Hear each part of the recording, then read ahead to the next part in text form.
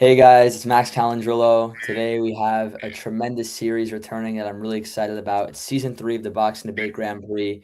We have some great names on here. It's going to be a really entertaining tournament. This is the first round, so we have 4 debates going on today, and I'm extremely excited. This is going to be a very long one compared to the next 2 rounds, so I don't want to take too much time for the intro, but before anything, I would like for the guys on the panel right now to give us like a 30-second intro of who they are and their experience in the tournament and whatnot, and we'll move on after that. So without further ado, we'll go with our first judge of the tournament, Adam's Boxing Show. Can you quickly give us a little bit of an introduction and tell us a little bit about yourselves, guys, as well as What's going on, people? Bishop could Adam's quickly Boxing introduce Show out of the himself. DMV, DC area. Here to judge. Thank you to my man Max, and shout out to everybody on the panel, man. We're gonna give our best judging going on, so don't take it. Don't get too upset at us. Yes, sir. Cannot wait for that. It's gonna be awesome. Bishop, if you don't mind just quickly muting because you have a little bit of an echo. And then thank you, brother. Billionaire Boxing TV, the man, the legend himself, the former champ. Tell us a little bit about yourself, your experience at the tournament, etc. Yo, what's good, everybody? This is BBTV, and man, I done made it to the finals twice. I lost the first one, came back and did my thing the second one. So, I hope everybody do their best, bro. Just remember, man, this is a debate where fiction can become truth, depending on how you express it. So, good luck to everybody. Awesome. Cannot wait. And before I do my next introduction, I want to let you guys know How Boxing Works is judging as well, and he's communicating with me as we speak, but the studio is full, so he'll be sending me his scores between rounds. I'll have him do his little introduction after the first debate. JJ Solomon, the Spitbucket. This guy has been very involved as well, just like Billionaire. Tell us a little bit about yourself and your experience at the tournament also. What's up, man? JJ Solomon, the Spitbucket Podcast. Follow me across the platforms. But this will be the second time I've competed in the tournament. First time I got beat by this guy, and it was an honor to compete against him. But just great dialogue. I'm looking forward to it. Give the Spitbucket a follow. Boxing, fatherhood, marriage, mental health. We cover it all. Stuff we need to talk about.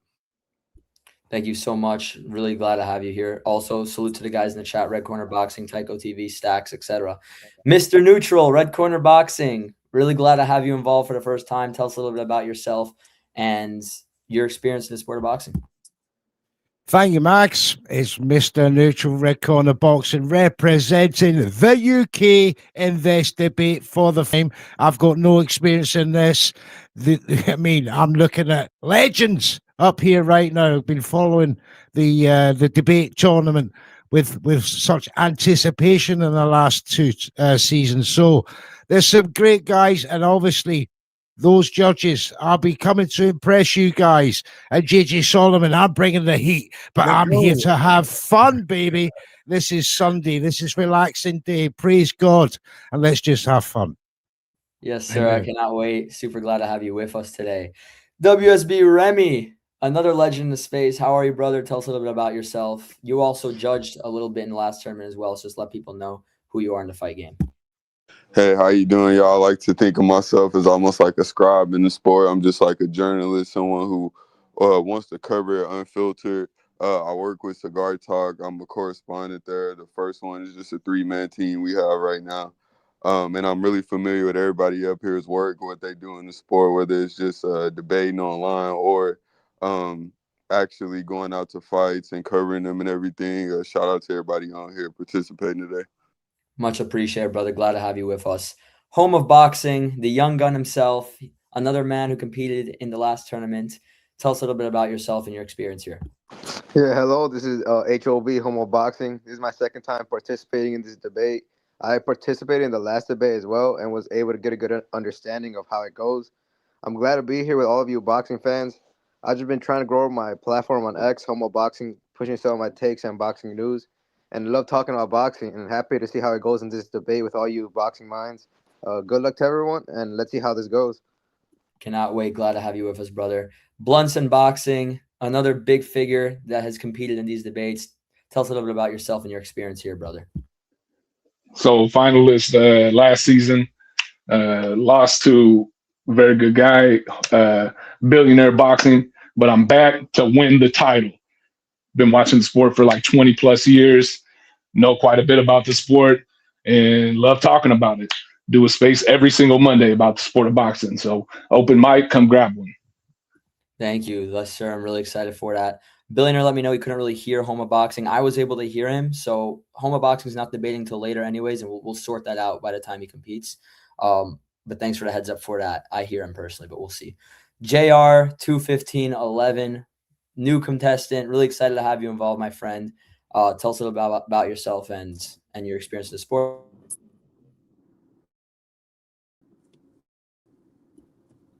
JR, are you there, brother? Can you guys hear me? Yeah, I can hear you Yeah, now, can you guys brother. hear me? How are you? Yeah, you're coming through. I'm doing good, guys. Good afternoon to everyone here. My name is JR. I'm from Philadelphia, of course. I'm 24. I've been watching boxing since a kid. I grew up in it my whole life. You know, my dad's a big boxing fan, so I'm 15 years in on it. And listen, I love the join people spaces. You know, trying to grow my own platform. That's the goal. And you know, I'm just here to have a great debate today, see how this goes. It's my first experience. And of course, I wish the best of luck to everyone. And I look to just do my best and see how it goes. All right, perfect, brother. Can't wait. Really glad to hear that as well. And the final introduction for now, Bishop Boxing Opinion. Tell us a little bit about yourself and your experience here, brother. Bishop Boxing Opinion. I'm a boxing lover, fish tank lover. I actually used to box myself. I'm gonna upload some clips. I got them. I just gotta figure out how I'm gonna do it. But yeah, I just love boxing. I love talking boxing. I love everything about the sport. I've been in the sport since I was a kid myself. I boxed from 10 years old to I was 17, so I broke my hand and everything went spiral after that. But yeah, I love boxing. I'm here to win today. Can't wait, brother. Thank you so much for the introduction as well. Awesome. So what we're going to do, I'm going to put everyone backstage except for myself, Remy, and Bishop. You guys will be the first debate. Everyone else will be backstage. And the judges, you guys will obviously still be able to I can't hear again. All right, relieve and rejoin again. If you can't Can any hear of me. y'all hear me? Damn, why my shit keep acting crazy? All right, so Bishop's going to relieve and rejoin, and we're going to get this first debate going. If anything, let me let him know. I'm going to put everyone else backstage, might as well, to make it quicker. One moment, guys. Can you hear me? Yeah. I can't hear nothing. All right, so he's going to relieve and rejoin, and then we're going to get I can't hear started. nothing you saying. Or if Remy talking, I can't hear him either. No, I wasn't talking, bro. Can you hear me now? Yeah, I can't hear nobody. You want me to drop back out and come back in? Yeah, sometimes there's some technical issues and whatnot. So Bishop's going to relieve and rejoin. You hear me though, right, Max? I hear you fine. I heard everyone fine. I think it's just on his end, but this happened last time. He's just going to relieve and rejoin. He's done this a few times in the past, and he's able to get it working. So once he rejoins, which will be very shortly, we'll get that first debate started. One sec.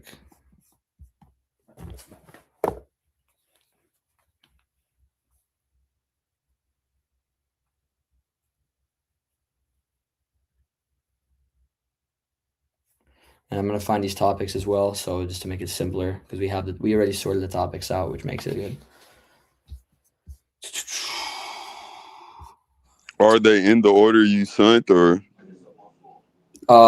We could do them in the order that they were initially sent, if that makes it easier for you guys.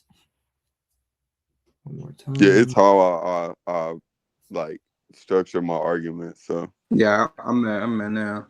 You can hear us now? Yeah. All right. You can hear me now, bro? Yeah, I can hear you.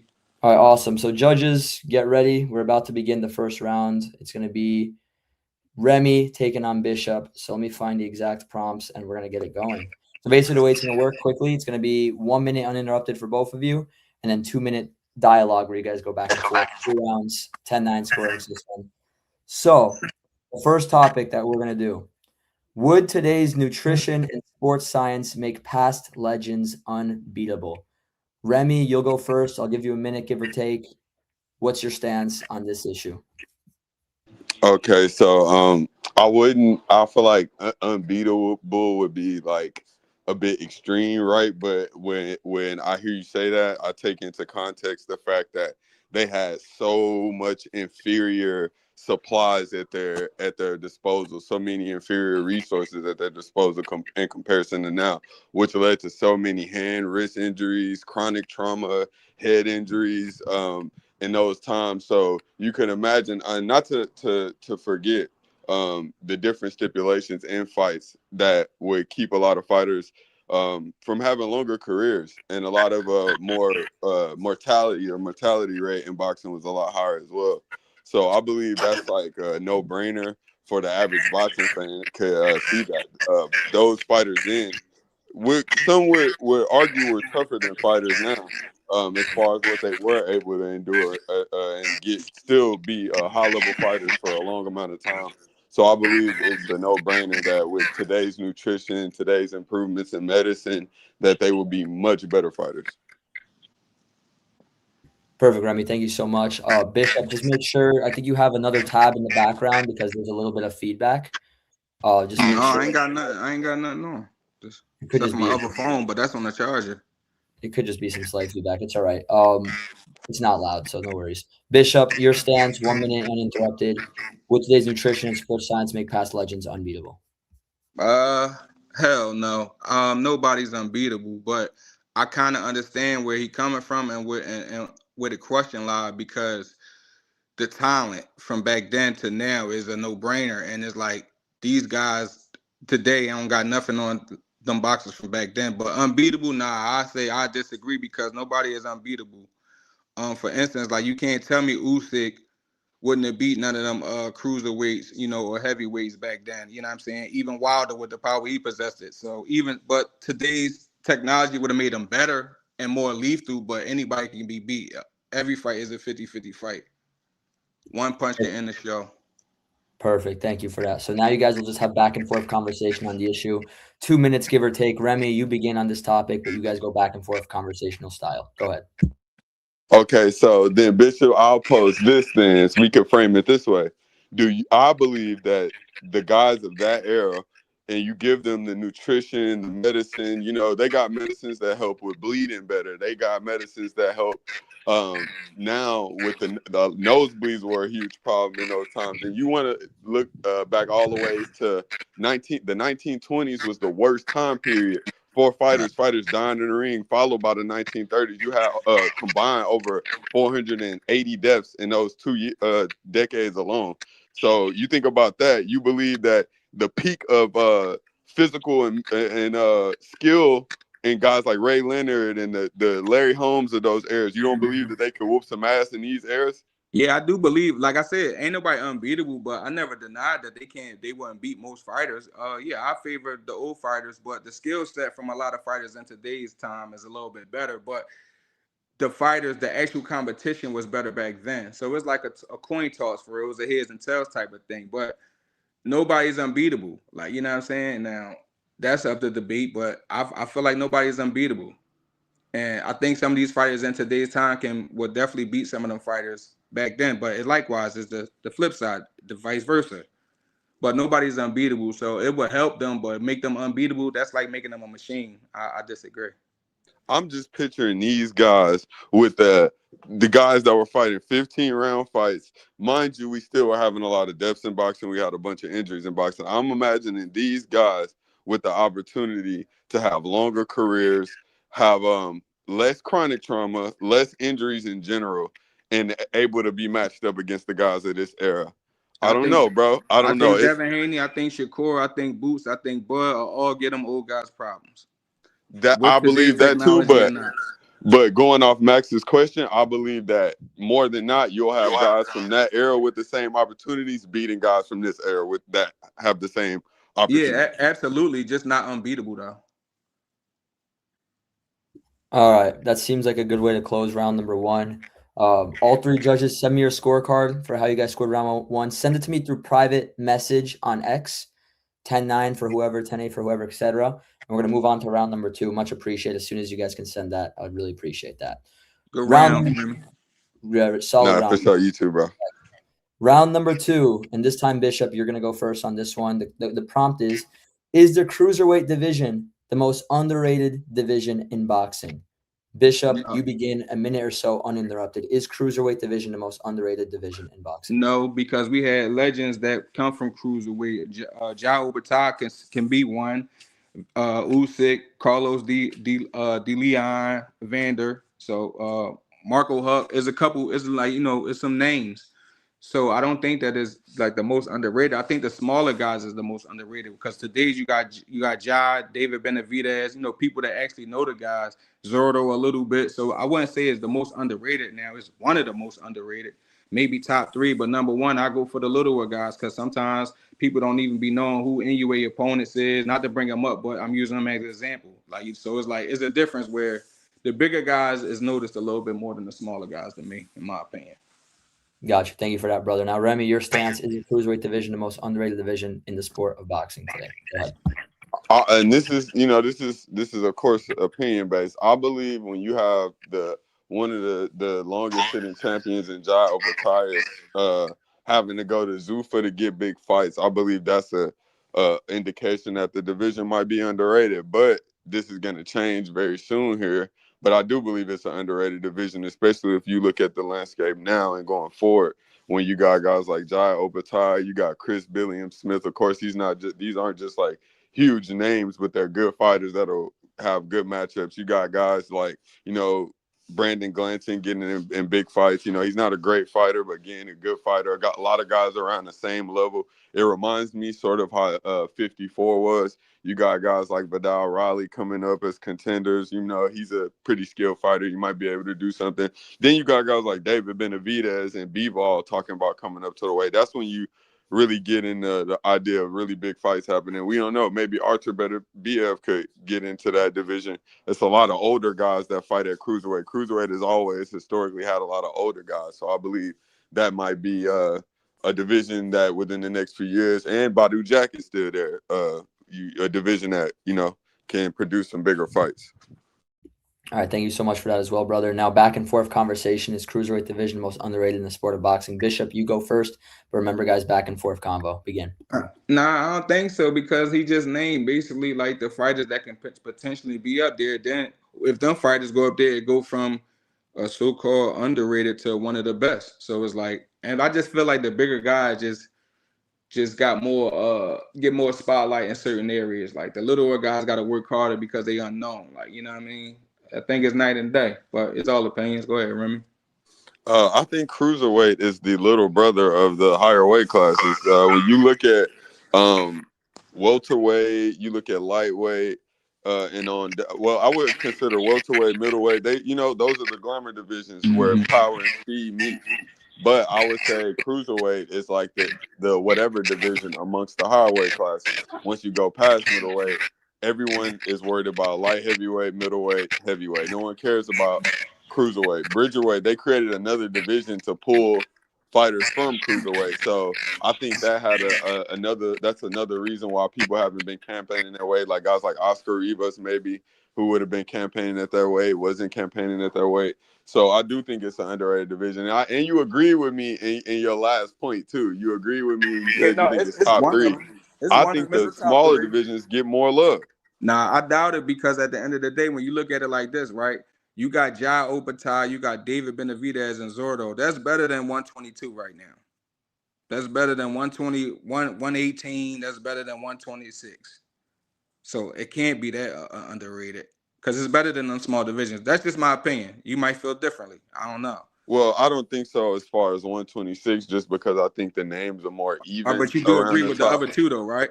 Yeah. Right there, though, who is the bump? I would say possibly for you said 118, 126. Any of that shit for real.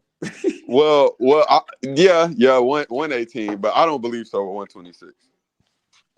So that way, how can it be the most? Or underrated? maybe not 122 either, or 130. Like when you think about it, so it's really only like one division out of those lower divisions where you could say it's. And I don't think that division is underrated. Like you said, it wouldn't be underrated if cruiserweight is better. So if cruiserweight is better, then cruiserweight would be the underrated division because cruiserweight still gets no love. Okay. And those lower weights get more attention because they have more marquee names. Better be move up there. Then what? What division would it be then? You see what I'm saying? You said if Beterbiev moves up there, he won't be the one to like completely move the needle. I think it would have to be like B-Ball or when Benavidez and Zurdo fight at that way. Which is, again, goes back to the underrated part because Zurdo and David are about to fight there. Now people give a fuck about the weight again. All right, sounds like a good way to end round number 2. Judges, send me your scorecard for round number 2 as well. Much appreciated, guys. I got all of them for round 1, so round 2 as well. Thank you, guys. And round number 3, the final round. Are southpaws actually overvalued in matchmaking? Remy, we'll have you go first, uninterrupted. Are southpaws actually overvalued in matchmaking? I'll say yes, because if you pit an elite orthodox fighter against an elite southpaw, you're gonna get the result of who's the better fighter, not because the guy's a southpaw they were able to take advantage. Yes, they have some advantage when it comes to it's not as common, and some of their angles are a bit more awkward, and you have less of a chance to deal with them in the pros. Statistics, we were like what 25% of pro boxers are southpaws, and then in the amateurs you have 54% of southpaws usually beating the orthodox fighter, which I believe is not a big enough disparity to say that southpaws are just so dominant against orthodox fighters. And then you look at fighters like Terrence Crawford, who's naturally an orthodox fighter. He's beaten some of the most elite southpaws in boxing. He's beaten great fighters at southpaws, and that doesn't matter. Same thing with Floyd Mayweather. I think it's a matter of, and a lot of the southpaws are conformed southpaws. Some boxing coaches believe you being a southpaw when you're actually a right-handed fighter is actually like it's a weakness, or it's you adapting to something you don't have to adapt to. So I don't believe so. All right, thank you for that. Now, Bishop, 1 minute uninterrupted. Go ahead, brother. Are southpaws overvalued in matchmaking? What I pick on there, Max? I forgot. Let me see the initial. I'm out, bro. It's no, I think, because I think picked it was yes. no. Yeah, I don't think that they overrated because they rare. Like, you know what I'm saying? And I think that they get the right price that they're supposed to, because the majority of boxing is orthodox. So I feel like they rare gems in the sport, and they bring a different situation to the table, because you got to fight smarter, like with that stance, slow. And I think they more dangerous, in my opinion. So I think that they perfect for the sport. I like that they southpaws. All right, thank you for that as well. Now we're gonna have you guys go back and forth, 2 minutes, give or take. Remy, you begin. Are southpaws overvalued in matchmaking? Go ahead. I say yes, because when you think of the elite southpaws, when they win against, it goes back to what I said, when they win against elite orthodox fighter, the better fighter just wins. There's been very few times in boxing you could go look at where two fighters who are around evenly matched, it didn't go that way. Errol Spence was a career southpaw, a real southpaw. Terrence Crawford beat him handedly. Devin Haney's a career orthodox. He beat a career southpaw, a converted southpaw, in Lomachenko handedly. It just depends on the fighter. Bishop, what you say?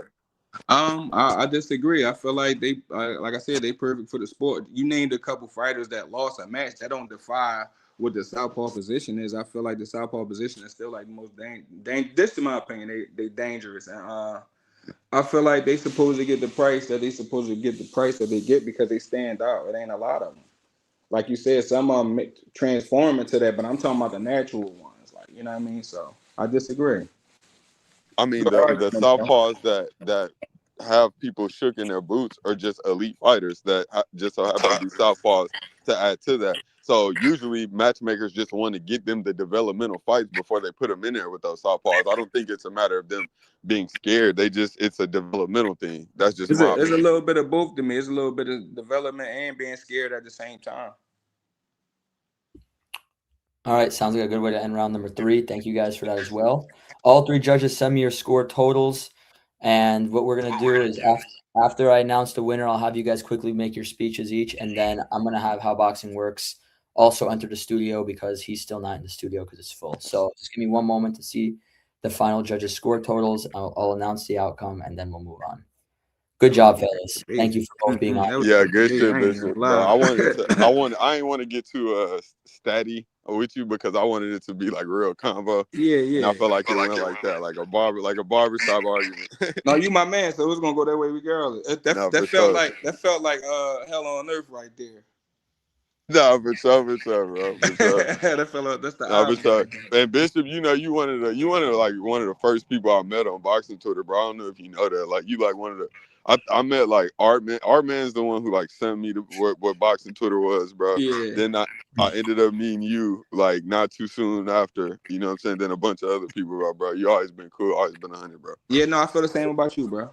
All right, fellas, I have the outcome, so let me quickly say it. So, first score total, Billionaire Boxing TV scores about 29 to 29 even. Mm. How Boxing Works scores about 29-28, and Adam's Boxing Show scores about 30 to 27 for your winner by majority decision, WSGRemy. Gets the job done. I ain't gonna lie. I Majority. thought I got kicked, bro. I ain't even gonna lie. I thought I got kicked, bro. No, it's That all was good. It's all good. respect to both of you guys. Great job. I'm gonna add Adam's Boxing, and I'm gonna add Billionaire. But let's have you guys speak first, so then I can remove both of you and then add How Boxing Works. So before the judges explain what they thought, we'll let Remy go first. Remy, what did you think of the debate really quickly? How are you feeling? And you move on to the next round, brother. I thought me and Bishop did a good job picking the. You gave us some really good subjects, and the ones we got, I felt like was good for us to like, argue. He definitely made me feel like I was kind of stumbling over some of my shit. I forgot any of the statistics I had that I was gonna sprinkle in anyway. So I just started kind of arguing with him. It was a good debate though, and I definitely like it. I like the format too. Thank you, brother. Thank you so much for coming on. We'll see you in the semifinals. I'm gonna remove you now, and we'll talk soon, brother. Thank you, man. For sure, appreciate it.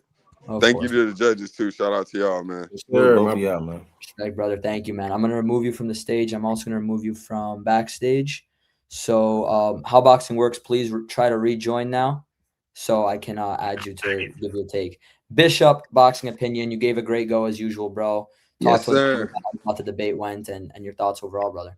That debate made my day, man. I feel a little energized. I feel way better. That was a great debate, right? And I really ain't care if I won or lost because everybody in here is stars, like, you know what I'm saying? And even the judges, like, everybody in here, I'm literally cool with everybody. So, anybody that win is cool with me, like, you know what I'm saying? But I love this tournament. I love what you got going once again, as always. Shout out to everybody that's in here and the contestants moving forward.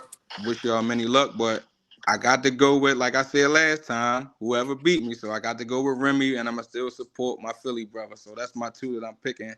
It might not go that way, but, that's what I'm picking. And shout out to all the judges. Shout out to everybody, and shout out to you, Max. Thank you, brother. Much appreciated. You're always welcome to be on here in the future as well, brother. Yeah, Thank you so no much. doubt, no doubt. We'll speak soon, brother. All righty, the three judges. Great job as expected. Sound went away. What's up, y'all? That was funny. All right. Great job, guys. For the first debate. Adam's Boxing Show. First time we've had you guys score. Let us know a quick summary of what you guys thought of that debate before we move on, brother.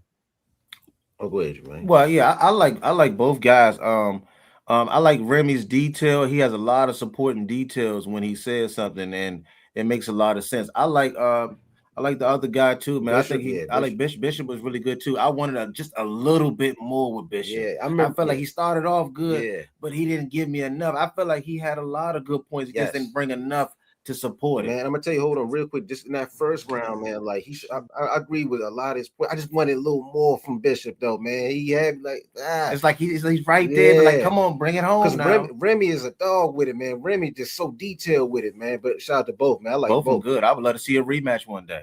100%. That was solid. I completely agree with what you guys said. He was making great points, but he was just cutting himself a little bit short on time. Could have went a little more into detail. But thank you guys. Really appreciate it. We're looking forward to seeing your scorecard for the next debate. Yes, sir. All right, quickly, guys, just because we're on a time crunch. Billionaire, quick recap of the last debate you just saw.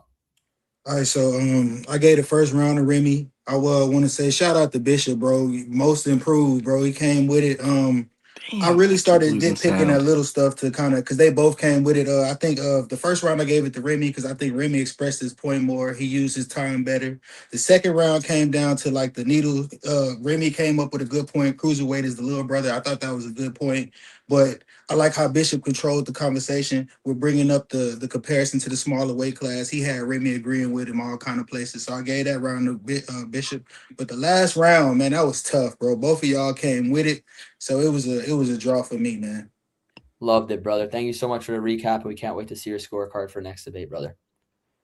How boxing works? Can you hear anything? I can't hear y'all. Ah, Every time you kick somebody, it I can't removes hear my him audio. either. I don't know why it does this every time. okay. I'm gonna But put. I Let me can hop turn that- out, hop back in, and the sound will work. Okay, so I'm gonna remove both of you from the stage, and we're gonna get the next debate going. Thank you, Billionaire. We'll talk very soon, brother. Okay, so we're gonna do the next debate now, and that's gonna be Blunts and Boxing and JR. And then after that, I know Neutral's on a time crunch, so we're gonna have him next. But both you fellas, we're excited to have you guys go against each other. It's gonna be a lot of fun. How you guys feeling, man? Looking forward to this, man. Really looking forward to this 3-round debate. I'm ready. This is gonna be a great debate. All right, guys, let's do it. JR, are you there as well, brother? Just want to make sure. Perfect, bro. I see your mic's on, so you're ready. Okay, so I'm gonna find the. There's probably an issue with his audio as well. I don't understand why there's an issue with everyone's audio right now. I'm gonna find the 3 prompts. We're gonna get this debate going, and then you guys will be all set. Same format as last time. So hopefully he can rejoin as soon as possible. Just give me 1 second. What'd you think of that last debate, Blunts?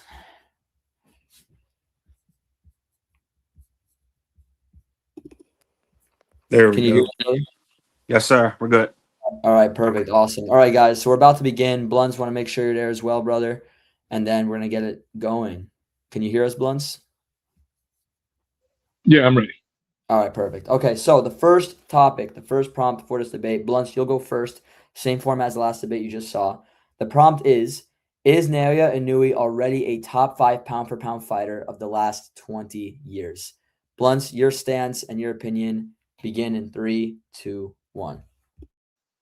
All right. So when I think of the top 5 fighters of the last 20 years, it goes as is: Mayweather, Manny Pacquiao, Terrence Crawford, Alexander Usyk, and Naoya Inoue. And the reason being is just within the last 20 years, he's one of only 3 fighters to actually go undisputed in 2 weight classes. He's a 4-division champion, lineal champion in 2 divisions. And if you look at it, what he's doing is historical stuff. He's the first undisputed champion to defend his title 4 times in a calendar year since Muhammad Ali. Damn, who would consider that? Ironically, too, he's the first time since Larry Holmes to defend the lineal title 4 times in a calendar year. So Naoya Inoue, without a doubt, is a top 5 fighter within the last 20 years. Thank you so much, brother. JR, give us your stance. Is Naoya Inoue top 5 pound-for-pound fighter in the last 20 years? 1 minute or so, give or take. Begin. Yes, sir. I believe that he is not top 5 pound for pound fighter. I believe top 5 within the last 20 years from 06 to now would have to be Floyd Mayweather, Manny Pacquiao, Crawford, Usyk, and Canelo Alvarez. Now, my reason as to why I don't believe is because his level of competition, I've got to say it. All right. Yeah, impressively. He's a complete fighter. He has dominant skills. But when you look at his resume and his level of opposition, it's not very elite. All right. Now, I mean, besides, in my opinion, his best 3 wins are Donaire, who is already past prime, Fulton, who was never pound for pound, and Tapales, you know. Yeah, it's utter dominance, but I don't think dominance, I don't think always that dominance speaks greatness into it. Now, when we say pound for pound, I look at fighters who fight pound for pound fighters in their prime at that moment. I mean, Picasso, his resume, trash. It's cab drivers. MJ, 14 fights before he fought anyway. Yeah, he was dominant, cool, but for me, it's about the competition within the division, and the competition in these divisions aren't very peak. Now, for him to get there, I believe if he goes up and beats Shushu and he beats Bam, who's also pound for pound, if Bam comes up, and if he gets past who he's about to fight now, I believe who is Junto, sorry. I think at that point we can start to consider top 5. But at this moment, I can't. His accolades, they're great, but the opposition, it doesn't speak well to me. It doesn't equalize for top 5. And when we All say right. 4 division champ, I'm sorry, go ahead. No, go ahead. Last point. My bad. Oh, and I understand he said also 4 division champion. I put Canelo in there because Canelo is also a 4 division world champion as well, and the first undisputed super middleweight champion. So that's all, Max. Thank you, brother. Awesome. Great points from both. Now we'll have you guys go back and forth. Blunts, you begin. 3, 2, 1. Go ahead. So when we talk about level of opposition, I mean, one thing I want to say is that you and I both agree on the top 4.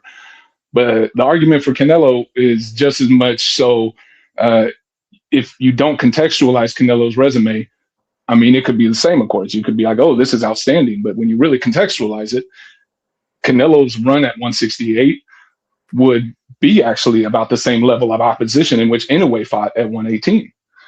You look at Canelo's run at 175. And so again, you said Donaire passed it. Well, what do you think Kovalev was?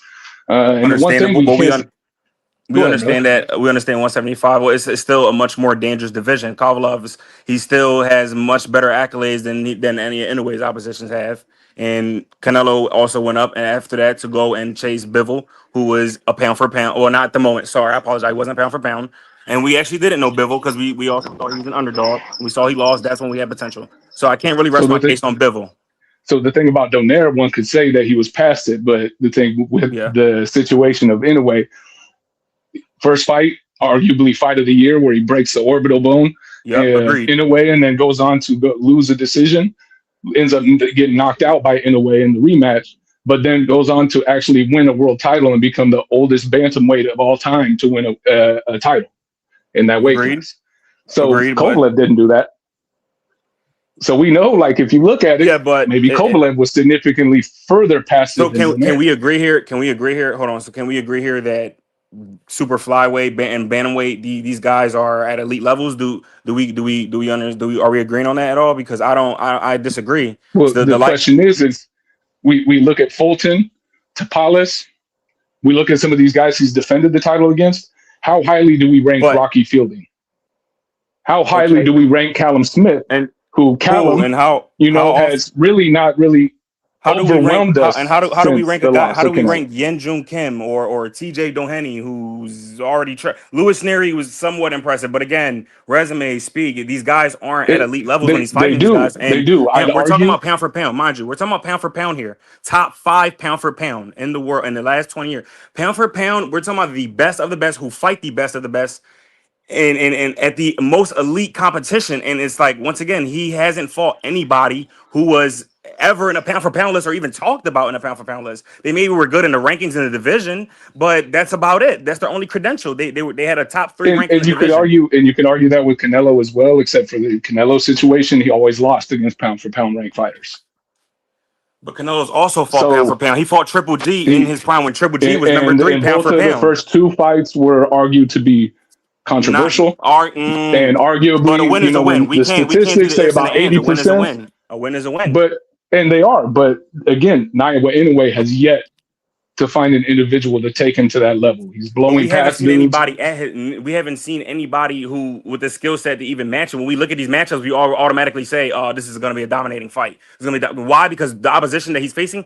These guys, we barely even know these guys. We're going off their last 2 fights, who we have to go on YouTube and go search up to go see who they are exactly. Let's be real here. These guys' oppositions don't appeal well. So it's like, okay, cool. Now that he's fighting Junto, it's the most talked about fight because Junto has some credibility to his name. Junto is a very dangerous fighter. This is a guy I can say matches very well. He would be obviously his first pound for pound ranked fighter. And this, obviously would probably cement him a win against Junto Nakatani too, without a reasonable doubt. Be top 5. But the thing is in my situation, you look at it. Inoue, 32, I believe, years old. He is or has shown to have such a dominance about him within the lower weight classes, which were often argued to sometimes be some of the most skilled fighters. And he's blowing past these dudes. So it's just in this situation, you look at it, he's a fighter who's doing things we don't see. 4 division again. You look at who we rank him up against. Only those guys like Crawford, 4 division champion as well, undisputed in 3, but Inoue 2. We don't deny that. Crawford's run at 140. Do we deny that? Not really. Not really. I don't deny Crawford's 140 success. So that's my thing. It's just like there's people who do. Right, but then And there you are bring up a lot arguments of the for it, four just like division world anyways, champion when we thing, but say that anyways that is accolade is lacking. accomplished by many. Shakur Stevenson's also four division world champion. So it's like that accolade we can't really just use. Oh, anyways, a four world champion, four division world champion. There's plenty of guys that have four division world champion also on their accolade resume. So I mean, it's And actually impressive, not but that many. Actually, believe it or not, not that many. In the All right, history of the but sport of boxing, there are to very put him little top who have five pound actually for pound achieved just four because he's a four division. division world champion doesn't really it still doesn't aid it doesn't give it enough credential for him to be top five just because he's the four division world champion. All right, guys, round number 2. We got to move on. Great round from both of you. Tremendous from both. All 3 judges send me your scorecards for round number 1. Much appreciated, guys. We're going to move on to the next prompt. Round number 2, the prompt: is Terrence Crawford the most skilled boxer of this era? JR, we'll have you go first. Is Terrence Crawford the most skilled fighter of this era, uninterrupted? Go ahead, brother. Thank you. I believe he is one of the most skilled, but when we talk about the most skilled, I can't agree with that. I've got to absolutely go with Usyk. I believe Usyk's a more skilled boxer than Terrence Crawford. Now I say this because Terrence Crawford, I mean, yes, undoubtedly his skills are tremendous, but we've also seen Terrence Crawford get outboxed before, and we've also seen Terrence Crawford understand that he had to rely on his power in order to win a fight. Now, skilled, but when we're talking about boxers, right? We're talking about boxers who are able to be in and out, have great technique, great IQ. I think Usyk overmatches that, right? Now, Crawford, for instance, another reason I believe so is his accolades speak well. Okay, cool. But this is my thing. Yes, I am not taking away 3-time undisputed. That's something that's never been done.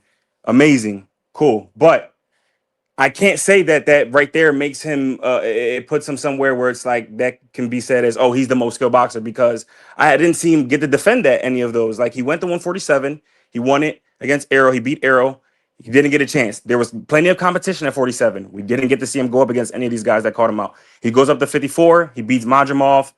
We don't get to see him defend there. There's plenty of guys called him on 54. He goes to 160, beats Canelo, retires. It's like, all right, it's we understand he had a great night on those nights when he won those titles. It takes tremendous skill to get there. I'm not denying that.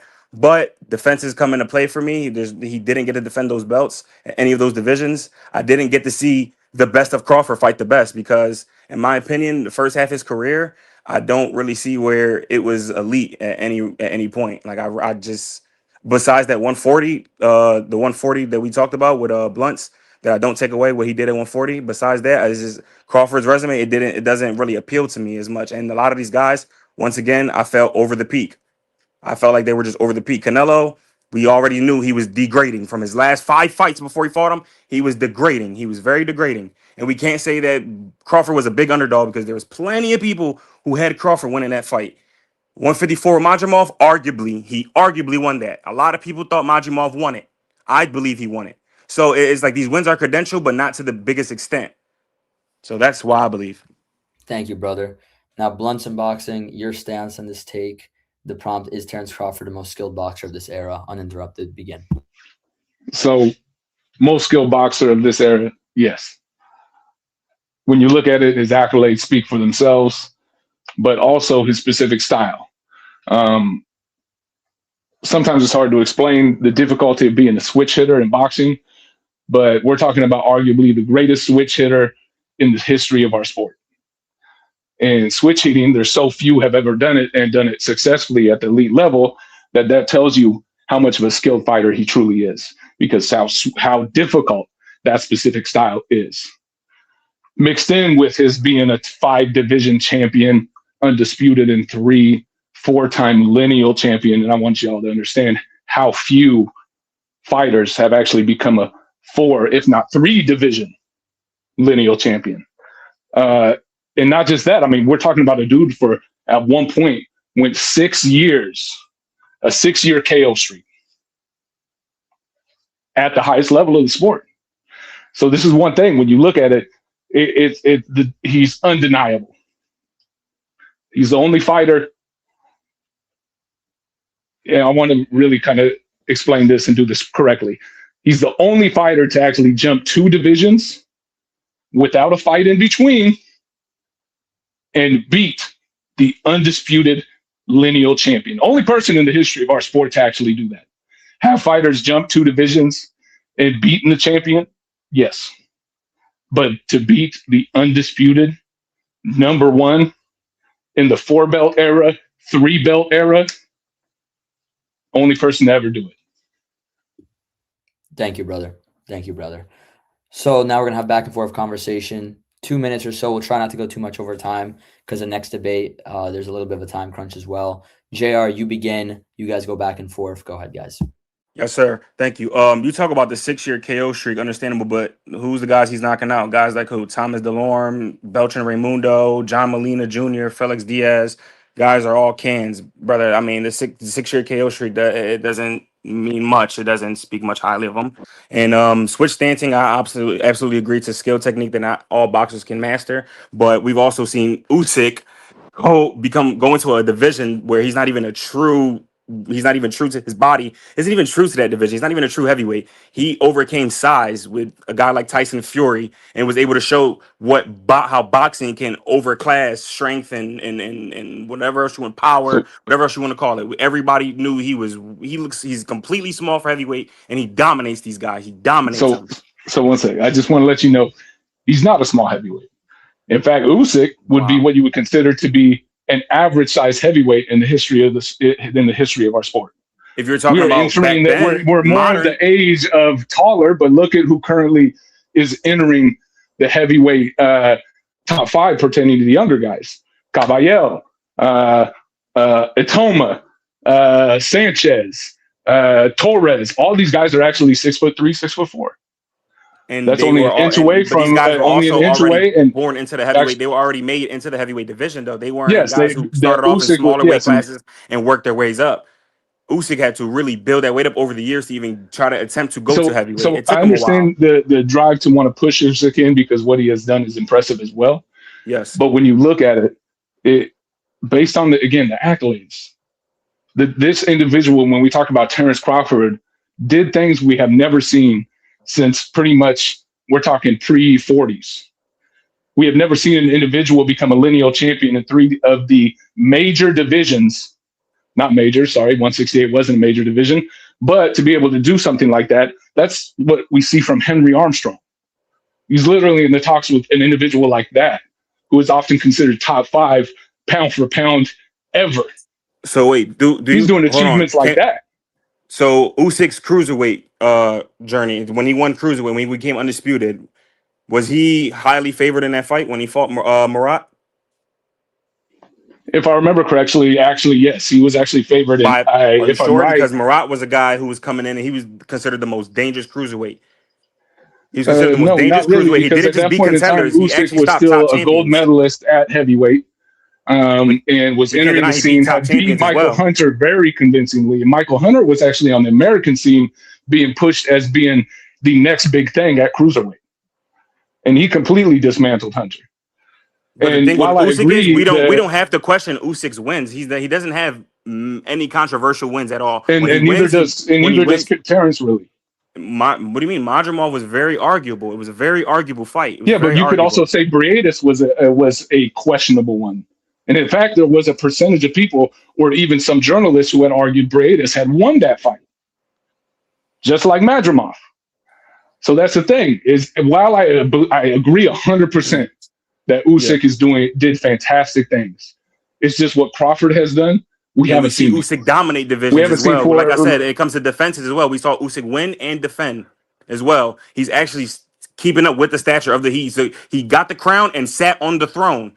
Terrence gets the crown. He doesn't sit on the throne. He doesn't control. You know, he won and left. That's it. You got to show more. But you look at it, he at 140 cleaned up the division. Absolutely, but at 147, he pretty much cleaned up the division. His inactivity was bad. His inactivity was bad. He was fighting once a year. It's actually on par with Usyk. Both of them fighting about once a year for the last 5-6 years. But okay, that understandable. Agreed. You're right. Absolutely right. But once again, The stature of it is he's not actually defending the crown at the division. You're winning the belt and you're leaving. You're winning and vacating. Winning and vacating. You No, can't. what he did There's was he was no cleaning out the legacy division. comes like with He legacy. cleaned out the division. He's Usyk at He did heavyweight. not He clean out didn't clean it 147. out. He did not clean out one. He didn't even fight He anybody pretty much besides cleaned out 147. At that point in time, the only person who was around at that point in time was Boots, because who had after he not fought even Arrow, achieved Tim Tszyu at anything the at the time was sport. in his look. Tim Tszyu was on fire at the time. Tim Tszyu was That's killing everybody. He didn't. Tim 154. Tszyu was That's calling him out at 154. 47. He didn't give Tim Tszyu a But chance. we're denying him moving up to fight a pound for pound fighter and moving up two divisions instead of fighting Tim. After Arrow went up to Madrimov, and he had who was calling him out at 154. He had plenty of Charlo. He didn't want to fight Charlo. Charlo, who has amazing accolades at 154, and who's also undisputed at 154. He didn't fight Charlo at all. Just automatically won against Madrimov and went along and went to 168. He's once again, there's contenders in the division who deserve shots, who we know have the skill set to potentially make it a good match with Crawford, and he didn't sign the contract and fight any of these guys. See, at this point in time, we're getting into semantics. The argument was, is he the most skilled fighter? And what he has done pertaining to the history of our sport, not defending the undisputed titles, what he's done. Skill is opposition. Skill is opposition. We haven't seen in almost 60 to 80 years. That's how long ago we saw somebody become a three. Cool. And when he fought Arrow, okay, cool. When he fought Arrow, everybody's like, "Oh, Arrow wasn't the same. Arrow wasn't this. Arrow wasn't that." Arrow was ranked as a top 5 pound for pound fighter by some fighting every 2 years. Was fighting every 2 years. All right, guys, let's wrap this round up just because we're going a little bit over. Yes, sir. Good stuff, brother. Yeah, good stuff from both of you guys. Judges, send me your scores. We're gonna do our final round. Just give me 1 second to see all 3 judges. And the final prompt, and I'll try to make it a little bit quicker for the back and forth. Let's try to keep it at 2 minutes for the back and forth. Is Anthony Joshua mentally fragile at elite level? So the prompt is Anthony Joshua mentally fragile at elite level? Blunts, you begin uninterrupted. Begin. So no, he's not mentally fragile. The thing is, at the most elite level, what we've seen Anthony Joshua do is show composure. We've seen him be able to show mental strength. In the face of a loss, getting knocked out, we saw him come back and win a 11-1 championship fight to win his titles back against Usyk, a gold medalist. He loses a unanimous decision, gets the rematch, and comes back to actually look very well. And at times, in some people's eyes, did extremely well and could have argued to have won that fight. And when you look at Anthony Joshua, we're talking about an individual who has been hurt at the highest level, and tried to come back and win. When I think about that, I think about mental strength. I think about a gladiator. I think about a fighter. And that's exactly what Anthony Joshua is. We see them get hurt by one of the best heavyweights in the last 25 years. One of the best finishers in the last 25 years, Klitschko, and then ends up coming back and knocks Klitschko out. What does that tell us? That man's got mental fortitude. Thank you for that, brother. Much appreciated. JR, your stance. Is Anthony Joshua mentally fragile at the elite level? Uninterrupted. Begin. Yes, I believe he's not, because when he's at the elite level, he just doesn't win. And to win at the elite level, it doesn't only just require a good skill set, but a good mental skill set. You have to be mentally prepared before you go into these fights. We saw him struggle against Usyk in the first fight. He got the rematch. In the rematch, he lost, had a mental breakdown. I don't know if you guys remember this, but he also had a mental breakdown in the middle of the ring, was throwing the belts, had a weird outage for a second. I don't know what that was, but that clearly was him having a mental breakdown there for a second. He wasn't professional at the elite level. Then after the Ruiz fight, I just believe he wasn't the same. After that loss, he wasn't the same guy. Yeah, he came back. Cool. He came back against competition that was trash once again. I understand the only thing I can agree about with Blunts is, yes, it does take a mental strength to even attempt to come back. Absolutely. But we're talking about at the elite level. He climbed up, he came back, but when he got back to the top to get these contenders, he fell short again. And then you see Daniel Dubois, he goes into the fight. There was some good chit-chatting going on. That's a mental game going on there. He gets into the ring. What happens? He goes in there very aggressively, and loses in under 8 rounds. It's as clear as day to me. It's a short case. It's proven right there in the tape. Anthony Joshua at the elite level, he's not mentally prepared. All right, thank you for that as well. So the time on the top left, 54-15 to 56-15, 2 minutes on the dot. Back and forth conversation. Blunts, you begin. Go. So it's just with my thing. I think we've seen him come back or attempt to come back so many times at the elite level from getting dropped, getting hurt, losing. That takes mental fortitude. That takes mental strength to have such belief in yourself that you know that you can win, that you know, or I believe you are a better fighter. That's what mental strength is. That's what mental fortitude is. So with Anthony, we've seen Anthony get hurt a lot, but he always came back. He always attempted to come back. Agreed to that point. I agree. I absolutely agree with that. But I mean, I feel like he's also given up in himself. Sorry about that. He also has given up in himself in fights as well, I believe. I mean, and again, once again, like I said, he went into the Dubois fight just overly aggressive. It showed from, once again, they already were getting into it very deeply before the fight. It was some big tension going on. They get into the ring. Actions speak louder than words. He gets in there. He's just throwing bombs. He looks sloppy. He gets dropped.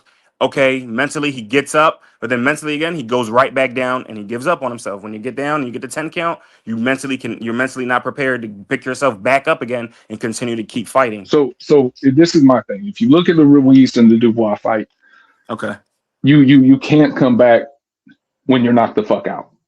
Pardon my language. I know there might be children listening to this, but my thing is you just can't. It just takes an individual in the first place from an equilibrium shot versus Ruiz, where we saw him attempt to get up, even though his body pretty much and his legs gave out on him. And the fact he tried to fight through that speaks volumes to me.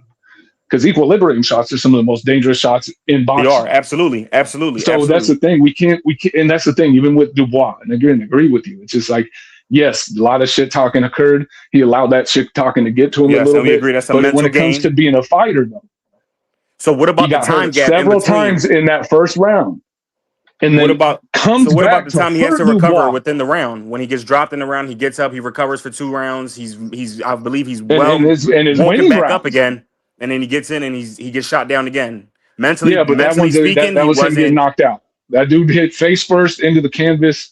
Against we just Dubois, saw that with Nick Ball, and he like. Yeah, against Dubois. He almost went face first into the canvas, if I'm right. But up everything. And we knew you can't get up from that. We see very few fighters being able to get up from that. Good stuff, guys. Normally, I would let you guys go a lot longer. It's just some guys have constraints and whatnot, so I apologize. But great debate from both of you. All 3 judges, send me your score totals, and I'll have the judges go really quickly after I announce it because we have a little bit, as I mentioned before. So great job from both of you, by the way. Thank you guys so much. Thank you. Appreciate it, Blunts. Yes, sir. That was a legitimately great debate. I gotta say that, man. Thank you, brother. Thank you. Okay, so give me 1 second. All right, we go to the score totals. Adam's Boxing Show scores about 29-29. How Boxing Works scores about 29-27. And Billionaire Boxing TV scores about 30-26. For your winner by majority decision, Blunts and Boxing gets the job Appreciate done. it. Congratulations, brother. Congratulations, JR, man. You better come back next one, man. If you can. Thank you. Hey, you came with it, bro. Appreciate it, man. Thank you, guys. Max, appreciate it, bro. This is amazing. I'm going to stay tuned in for sure. And thank you to the judges, man. You guys are amazing. I love this.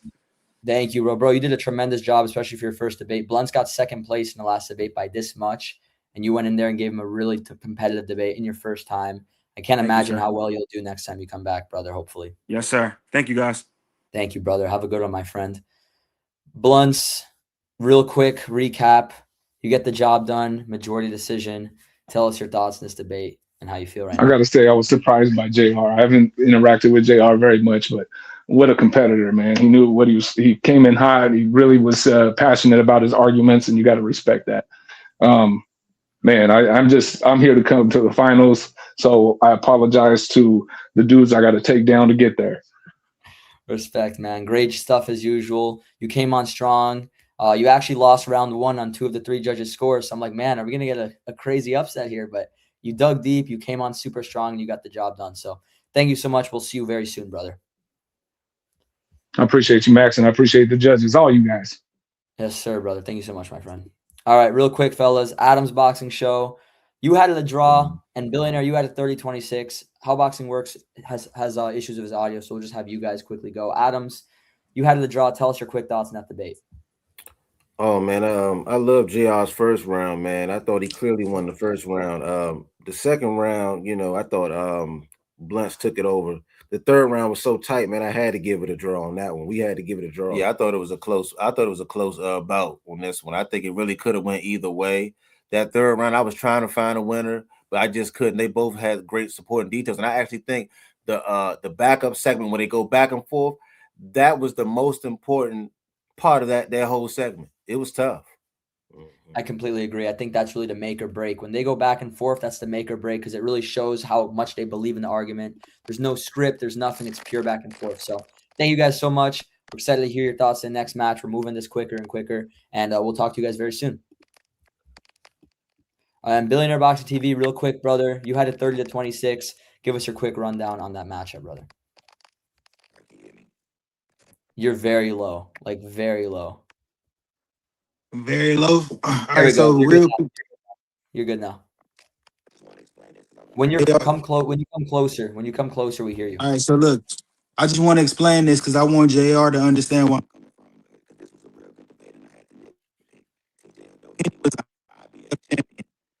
You're cutting off a lot now, bro. Yeah, damn. Man, all right. So so real quick, Louis Neary was the former two-weight champion. Out of 32 professional fights in a way, half of them were champions. Okay, that's why. So I gave the first round to Blunts. The second round, he kind of just went way off topic, talking about heavyweights and all, and like tangling with Blunts in those areas. So I gave and Blunts was able to express his argument way better. So I gave that one to Blunts. The last round, Joshua, he started early. He gave Dillian White his first defeat, Dominic Breazeale his first defeat, and Charles Martin his first defeat way back 10 years ago. So I think Blunts was able to describe the mental fortitude of Joshua way better as far as him being at the championship level. How he loses and how he gets hurt in between rounds, it didn't really matter to me. So I gave that one to Blunts as well. Thank you, my friend. We're really glad to have you judging these, brother. Great stuff. Great recap. We're going to have you for the next one. Talk to you very soon, my friend. Okay, next debate. This is one I'm really looking forward to.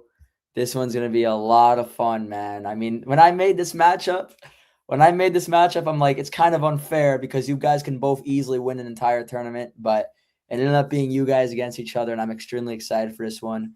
Neutral corner, JJ Solomon, the Spitbucket. Judges, get ready for this one. You guys are going to have to pay extra attention. Looking forward to this one, guys. Let me get the prompts ready for you, and we're going to get this debate started. Is audio coming in? Everybody hear me all right? Yeah, you sound good. Neutral, how you coming in, brother? I can hear everyone just fine. Perfect. Awesome. You sound good. Luck, Mr. Neutral. Excited. Good luck to you, Gigi, and have fun, mate. Likewise, sir. All right, fellas. First topic of the day. We'll have JJ go first on this one uninterrupted. The prompt is the lightweight division the most talented division of the last decade? JJ Solomon, your stance, your opinion, uninterrupted. Is the lightweight division the most talented division of the last decade? Begin. All right. I just want to make sure that we're all focusing on the topic at hand here. It's the most talented division of the last decade, not necessarily the most efficient in terms of matchmaking. But just a couple of things I want to point out. We're talking about a whole decade, but just from the time crunch from 2019 to 2022 alone, the lightweights had Loma, Teofimo, Devin Haney, Tank Davis, Ryan Garcia, and I'll throw Cambosos in there, all ranked inside the ring top 10 ecosystem, overlapping points there in that 3-year time period. That's six, 7 world level fighters in one talent pool, and many of them under the age of 30. Several of them unified. We've seen the undisputed piece of it. Guys, that's not even including Shakur Stevenson, the new wave. That's not including Keyshawn Davis, not including Raymond Murataya. Neutral, I know you and I have had conversations about Schofield, who currently is ranked number 19 by the WBC, ranked number 7 by the WBO. that tells you it's a gigantic talent pool. And you and I think the world of Schofield, Abdullah Mason, elite level prospects, champions that bringing it to the next cycle. Talent not defined by whether or not matches are happening. It's defined by how high level their ceilings are, their ability to exist in the same division at the same time. And in my opinion, no division in the last 10 years has matched that 135 in that category. Thank you, my friend. Much appreciated. Mr. Neutral, your stance is a lightweight division, the most talented division of the last decade. Begin, brother. Thank you. No. Ladies and gentlemen, today I stand in firm support of the motion that the lightweight division is worse than it was 10 years ago in this division alone.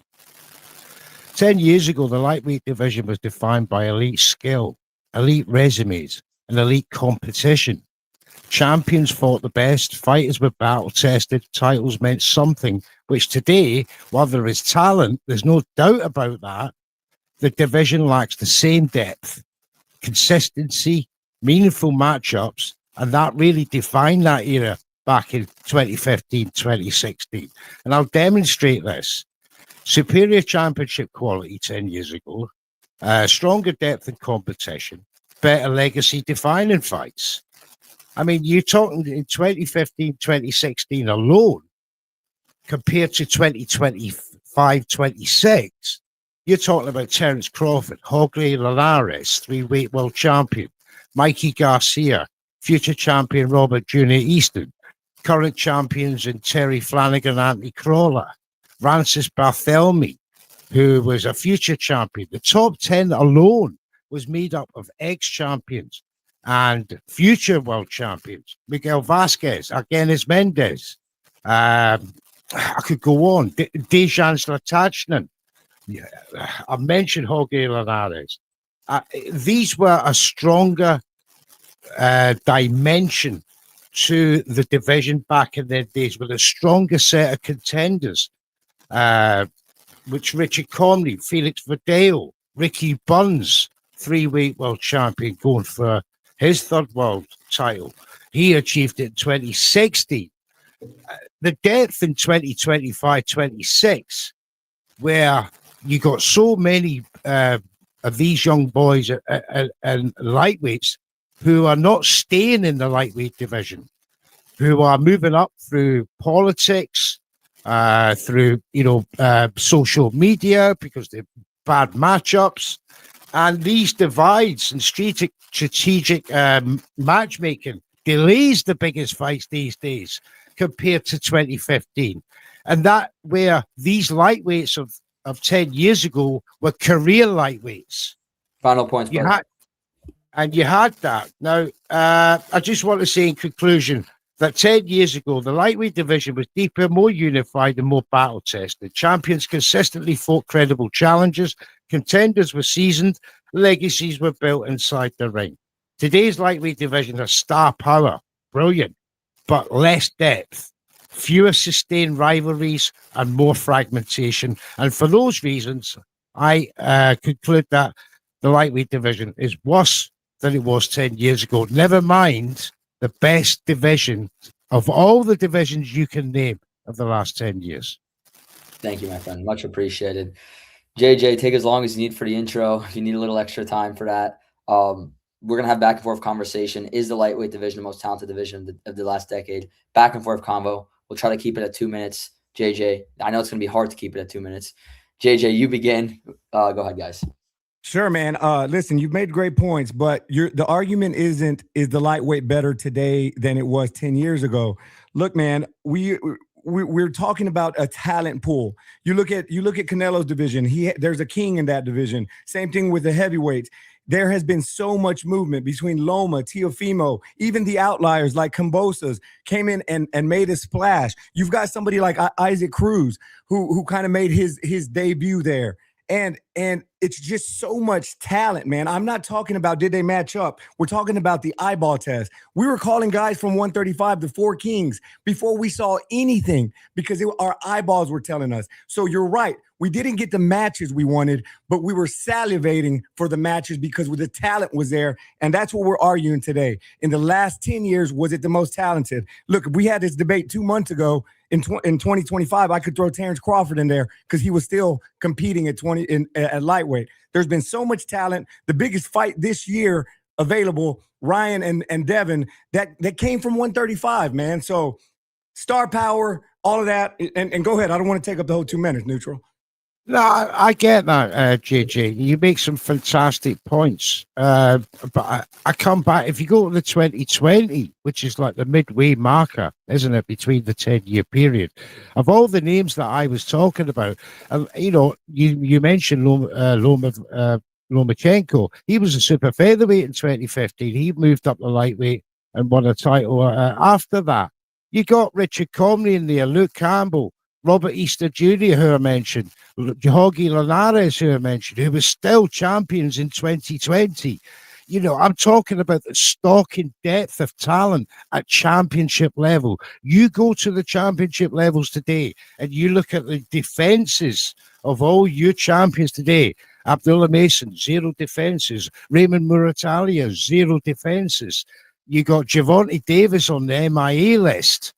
And you haven't even got a WBC champion at lightweight. We had Mikey Garcia jump up and wait before Loma hit the scene. Before we talked about Shakur and those guys, Mikey Garcia jumped unproven. Up and gave Errol Spence a run for his money. I wouldn't say a run for his money, but we all expected Mikey to get flattened, and he put up a hell of an effort in 12 rounds against a top 5 pound-for-pound welterweight champ. So all I'm saying is that we can't ignore Loma, Tio, Devin Haney, Tank, Pitbull Cruz, Mikey Garcia, Floyd Schofield, Abdullah Mason. The talent is endless in the last 10 years from the lightweight division, and that's my case. I agree.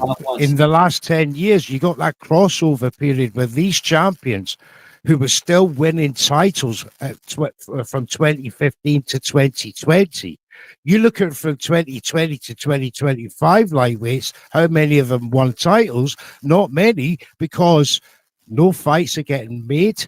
They're vacating titles to move up into different divisions because of promotional divides and politics. Talent. Now talking about talent pool. Where's your talent pool today? You got Floyd Schofield ranked number 1. Number 1.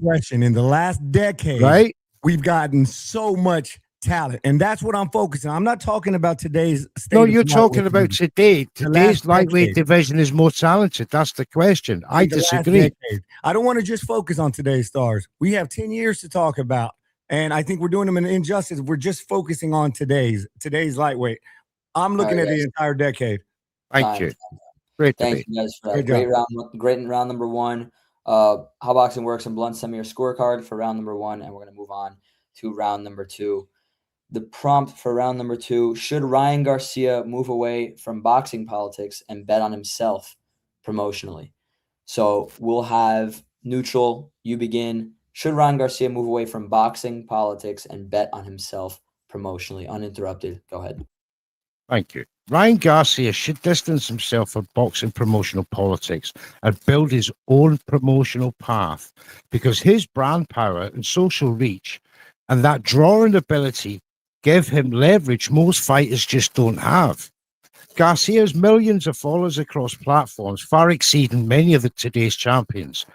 Often tune in for Ryan Garcia specifically, not just for the event, because of his outside the ring activities.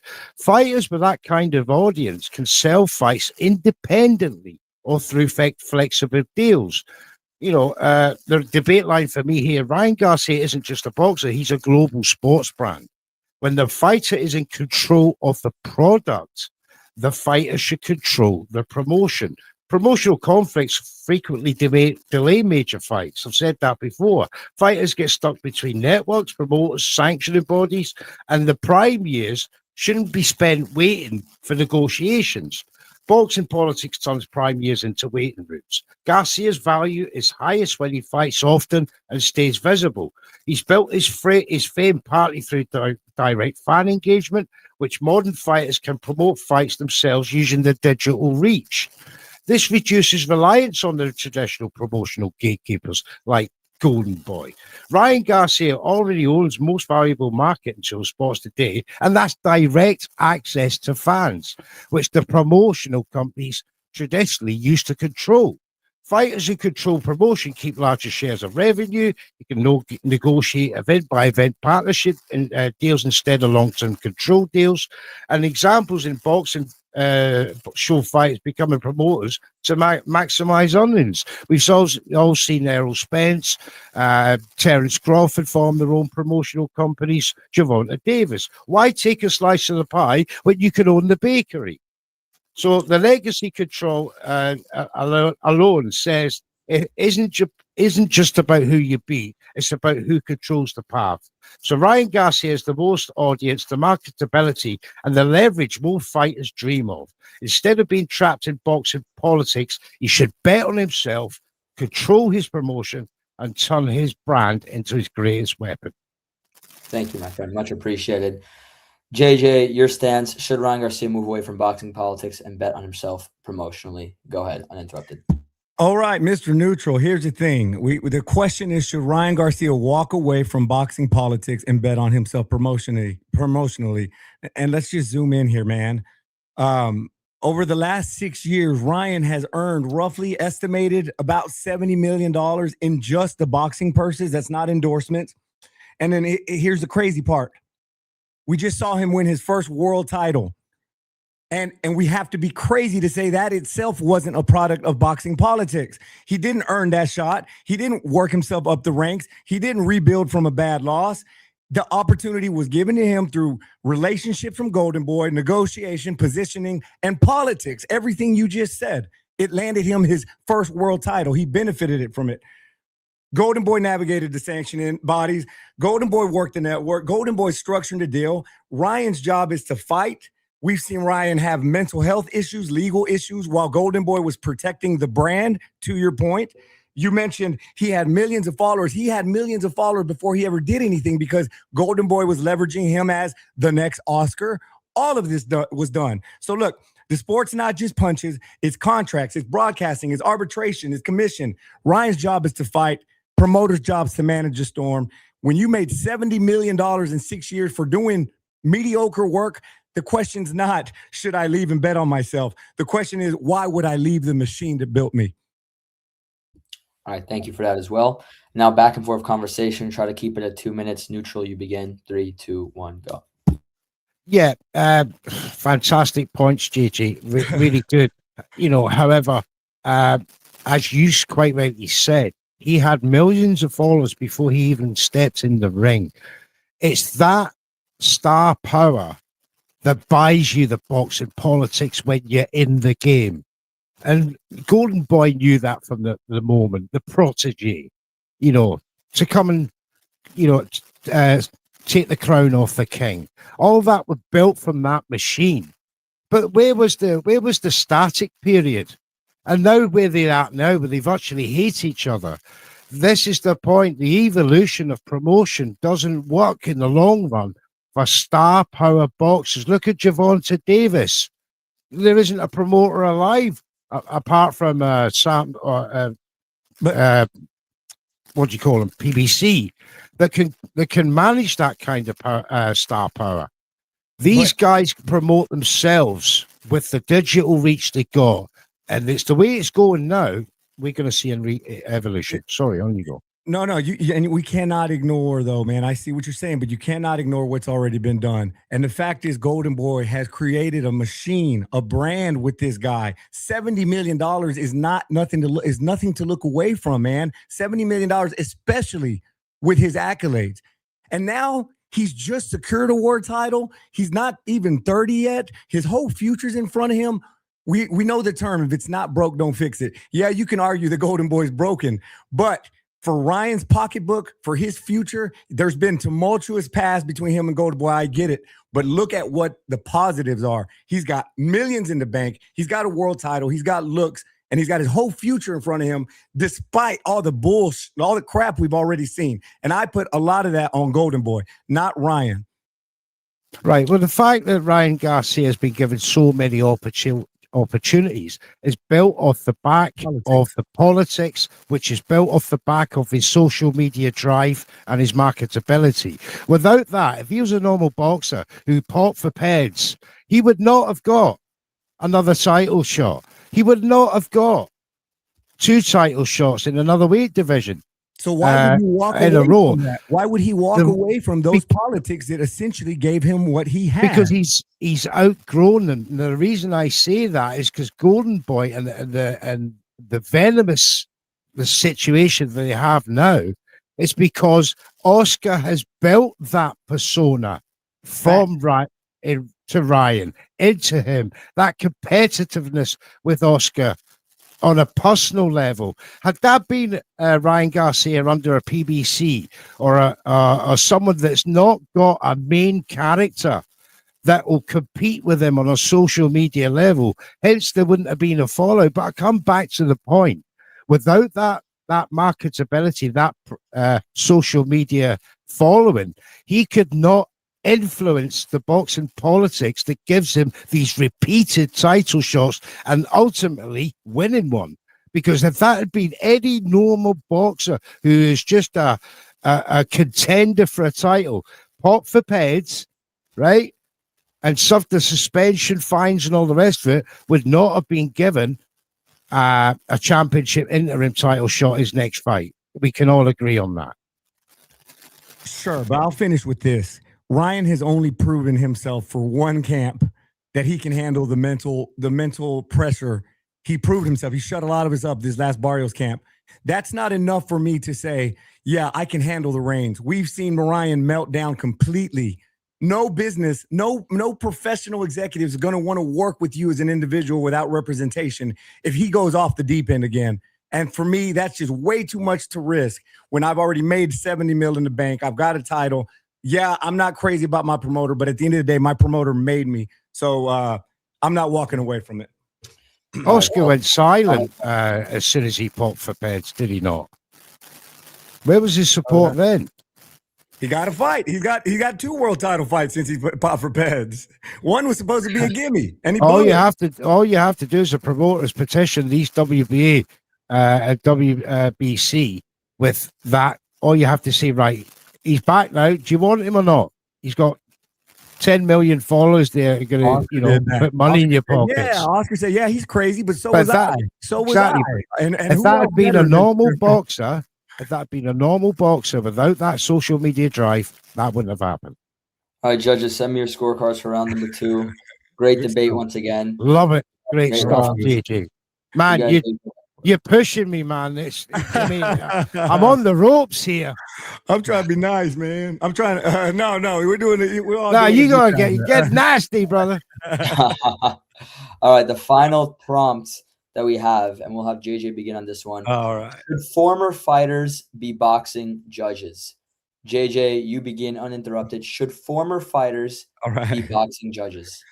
All right, guys. All right, man. Look, I respect these boxers. I love them. But former boxers should not be professional judges.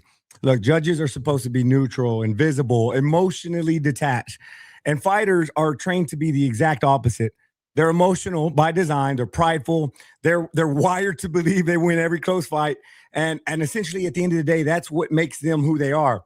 Look, they also live in the spotlight. They build brands. They thrive on controversy. Judges are supposed to stay away from all of that. A good night for a judge is when nobody knows their name. There's bias. Boxing is a small world. We all know that. They share gyms, share trainers, share promoters. Even if a fighter tries to be fair, the perception alone is damaging the credibility of the sport. And then one last thing that nobody will probably talk about, distractions on fight night. If there's a former world champ on ringside judging, fans aren't going to leave them alone. They're going to want photos, autographs, attention, talking shit, all that type of stuff. Judges need quiet focus. They don't need pictures. Nobody gives a damn about taking a picture with Steve Weisfeld. Refs, managers, coaches, everybody else, yes. And then let's just not forget, Tyson Fury still thinks he beat Usyk. Canelo thought he won that first fight against Triple G. Teofimo said he beat Kambosos 11 rounds to 2, which doesn't even add up. Timothy Bradley still agrees with the judges from one of the worst decisions in the last 20 years. all great fighters who I respect, but they cannot count. They cannot do math. And I think judges are there to decide who won. Yeah, there's problems with it at times, but the judges are the pros, and I say we leave it as is. All right, thanks, JJ. I was cracking up when you said no one wants a picture of Steve Weisfeld. That was funny. That was funny. All right, thank you for that. Neutral, uninterrupted. Your stance: should former fighters be vaccinated? Thank you. Okay, I'm not going to take the comments of boxers like Tyson Fury while they're still boxing. Well, look, boxing is a highly technical sport. Judging requires understanding not just what punches are thrown, but in which punches are actually landing, how fighters control the ring, how tactics are developed, how ex-professional boxers have first-hand experience of these elements, which makes them better equipped to judge fights accurately. Ex-professional boxers understand the mechanics of boxing in ways non-professionals cannot. They know the difference between punches that land cleanly, punches that are blocked or ineffective. They also understand defensive techniques that slipping, rolling, and parrying. Because of this deeper knowledge, former fighters are most likely to score rounds based on the official judging criteria rather than visible activity. Professional fighters understand how fights develop over time. They recognize tactics such as setting up traps, conserving energy, or controlling the pace of a round. A non-boxer might see few punches and assume a fighter is losing the round, while an experienced boxer may recognize that the fighter is controlling the ring and landing more effective shots. We've seen that many, many occasions. Some argue that ex-boxers might favor certain styles of fighters. However, judges are trained to score fights objectively, regardless of their background. Bias can exist with any judge, whether they have boxed or not. And what matters most is understanding the sport being judged. Being a judge, being a good boxer doesn't mean being a good judge. I know that. And it's true that fighting ability does not automatically make someone a great judge. However, judging training can be taught, and while years of ring experience cannot, it is easier to train an experienced boxer in judging rules and than to teach someone without boxing experience the deep technical understanding required. So in conclusion, the ex-professional boxers bring valuable technical knowledge, tactical understanding, and real fight experience. With proper judging training, these qualities make them better suited to judge boxing matches accurately than people who have never boxed professionally, and they make better photo opportunities, JJ. Well done. All right. Good one as well from both of you. Now we're going to have a quick back and forth. Same for 2 minutes. We can get that final debate going after you guys. JJ, you begin. Back and forth conversation. Go ahead, guys. All right. Yeah, Neutral, your talking points are almost as an assumption that we're doing boxers versus regular fans or some schmucks. We're talking about judges who will fine craft their skill set. They go through training for this. They understand there's multiple styles, whereas a fighter might be biased to just his style. There's still so many boxers who don't understand the scoring metrics. You'll have a fighter who say, I pressed the fight the whole time, meanwhile getting punched in the face the entire time, thinking they're winning rounds. There's so much more. And the fear of having a boxer in there is, yeah, that was my style. I like it better. That's too much at risk. These judges are trained to acknowledge a defensive fighter, a pressure fighter, somebody who's mobile. It's all under one umbrella. Where a boxer, you're dealing with fighter styles, and again, you cannot ignore the biases. You see the biases everywhere. Just go to a fight, and it would be impossible to step away from that and to judge a fight fairly against a guy you saw grow up, against a guy you know his dad super well. So it's just too much. These judges need to stay under the radar. They don't need to be anything besides what they are, and that's just judges. Sorry, Neutral. Went too far. Great points. Got me on the ropes again. However, I will counter you back with how many judging decisions today do you see where they go missing with no accountability for their judging and how they justify fights and their scoring, and we're none the wiser. At least with boxing personality judges, who most of them would have social media accounts, would have to come out and ultimately justify their viewpoints. Now, you made a point there about neutrality, styles, that sort of thing. When we hear boxers on television and they're given their opinions, the commentators see what they see. The boxers see what they think. Now, in the judging criteria, when they're trained under a trained environment by the sanctioning bodies, their thinking is going to be trained to that and that alone. See, they will have and who better than boxers to have an appreciation of other styles? But they don't. They don't. You'll see them call somebody. You'll see some examples running. You'll see somebody call somebody a runner when it's not running. And listen, you mentioned. I agree. Judges need to have some accountability. That's a different conversation. I don't think a social media platform is the answer. You're risking the opportunity for these judges, former boxers, to get compromised by influence, DMs, all that sort of stuff. Judges don't need to see that. They don't need to be involved with social media because their job is to block out the distractions and focus what's in the ring. And I don't think I can confidently put that responsibility in the hands of a former boxer. Final points, guys. Again, fantastic points, JG, coming back at that counter punch there. All I could come back on is the technicality aspects of a fighter with years and years of experience, maybe at championship level, maybe not. And not all boxers should be generalized in this thing where the social media will drive their conclusions. There's many, many boxers out there that will make fantastic judges. And I'll finish off with that. But man, that's been a fantastic debate, man. Thank you, Max, and to the judges and to everyone watching. I truly enjoyed that, and I don't want to come back because that is tough. I love it. That was great, man. That was great. Likewise, yeah, I'm done. Thank you, JJ, man. That was a great one, as expected. It went just pretty much exactly how I thought. Real back and forth. Lots of intellect, lots of great points from both of you. It was really enjoyable. Waiting for these judges to send me their scorecard for round number 3, and I'll announce how it went. But thank you both so much for coming on. I really enjoyed it. You guys did a tremendous job, and it was really engaging and really interesting. So thanks for having us, Max. Appreciate Thanks for having us, Max. Proper enjoyed it. Thank you, CJ, man. Just give me 1 second, guys. I think the count this up.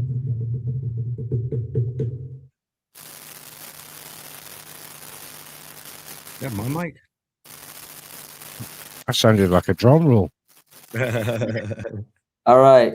We go to the score totals. How boxing works scores the bout 29-28 for neutral corner.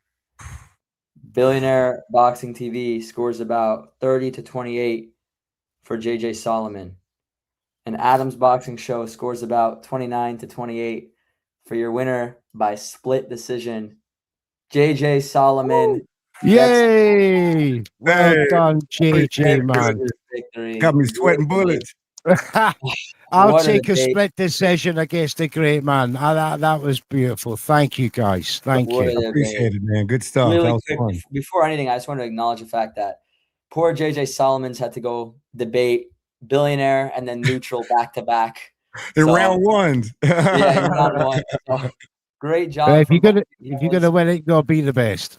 Facts, man. Facts. Decision. That was a tremendous debate, and I'm really glad it ended up going as close as it did. Before we get the judges to quickly do their thoughts, real quick, I know everyone's on a time crunch. JJ, quick thoughts on that debate and how you're feeling right now.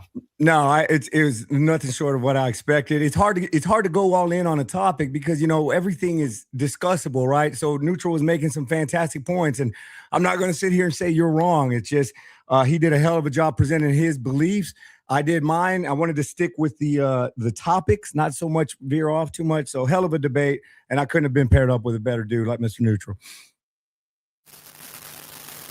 You're on mute. Oh, and while you're on mute, thanks to the judges for sure, man. I respect and love every single one of y'all and what y'all do, and I appreciate you guys. And Mr. Neutral, of course, needless to say, you're one of the goats.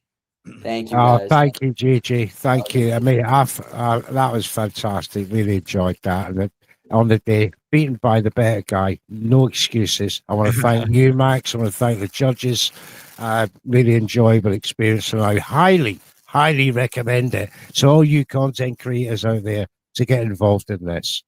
Thank you, Mr. Neutral. I really appreciate you a lot, and I'm really glad to have you involved last tournament and this tournament as well. And you're always welcome. Thank you so much, my friend. Thank you. Bye-bye. Bye-bye. And JJ, last thing before you go, last point I want to quickly make. You will now be taking on Blunts and Boxing, which is going to be a real scrap. That's going to be a great one. I can't wait for that 4-rounder. Last point, how do you feel about that matchup? What's your thoughts? Oh, with this one or what's coming up? The Blunts matchup. Oh man, I gotta be on my game, dude. Blunts is an endless vault of knowledge. So I just got to be sure that I'm ready to counter all of the knowledge and points and history that he's going to bring at me. So I'm ready for it. Cannot wait. Thank you so much, my friend, and we'll talk later, guys. Appreciate y'all. Real quick, guys. Billionaire, let us know your quick score total. You had it in favor. Oh, Billionaire just left. Adam's Boxing Show. You guys actually, I believe, from what I remember, you guys thought Neutral may have nicked it, if I'm not wrong, 29-28. No, actually I had JJ 29. It was How Boxing Works at a 29-28. So you guys had it very close, though. Let us know your quick thoughts on that matchup. Oh man, JJ came out with that first round, man. That was a dominant first round.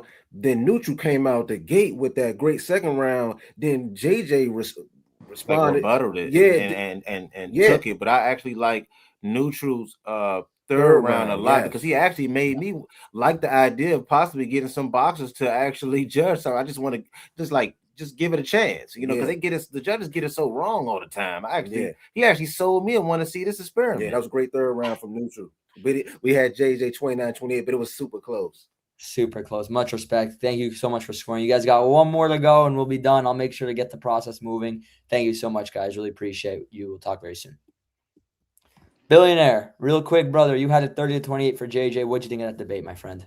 All right, man. This one was tough to score. Both these dudes, my friends, bro. So, like, going against two dudes that I got a whole lot of respect for was like, man, this was tough. So, the first round, I agree with the Adams brothers. It was a dominant round for JJ. He was just able to express the 10 years of lightweight and all that better. And second round, that was the toughest round to score. So, I couldn't pick a guy on that one. I had that one even. But that last round, I feel like that was the round for me. That was a lot of difficult to score too, but I kind of broke it down for style points, who styled a lot better.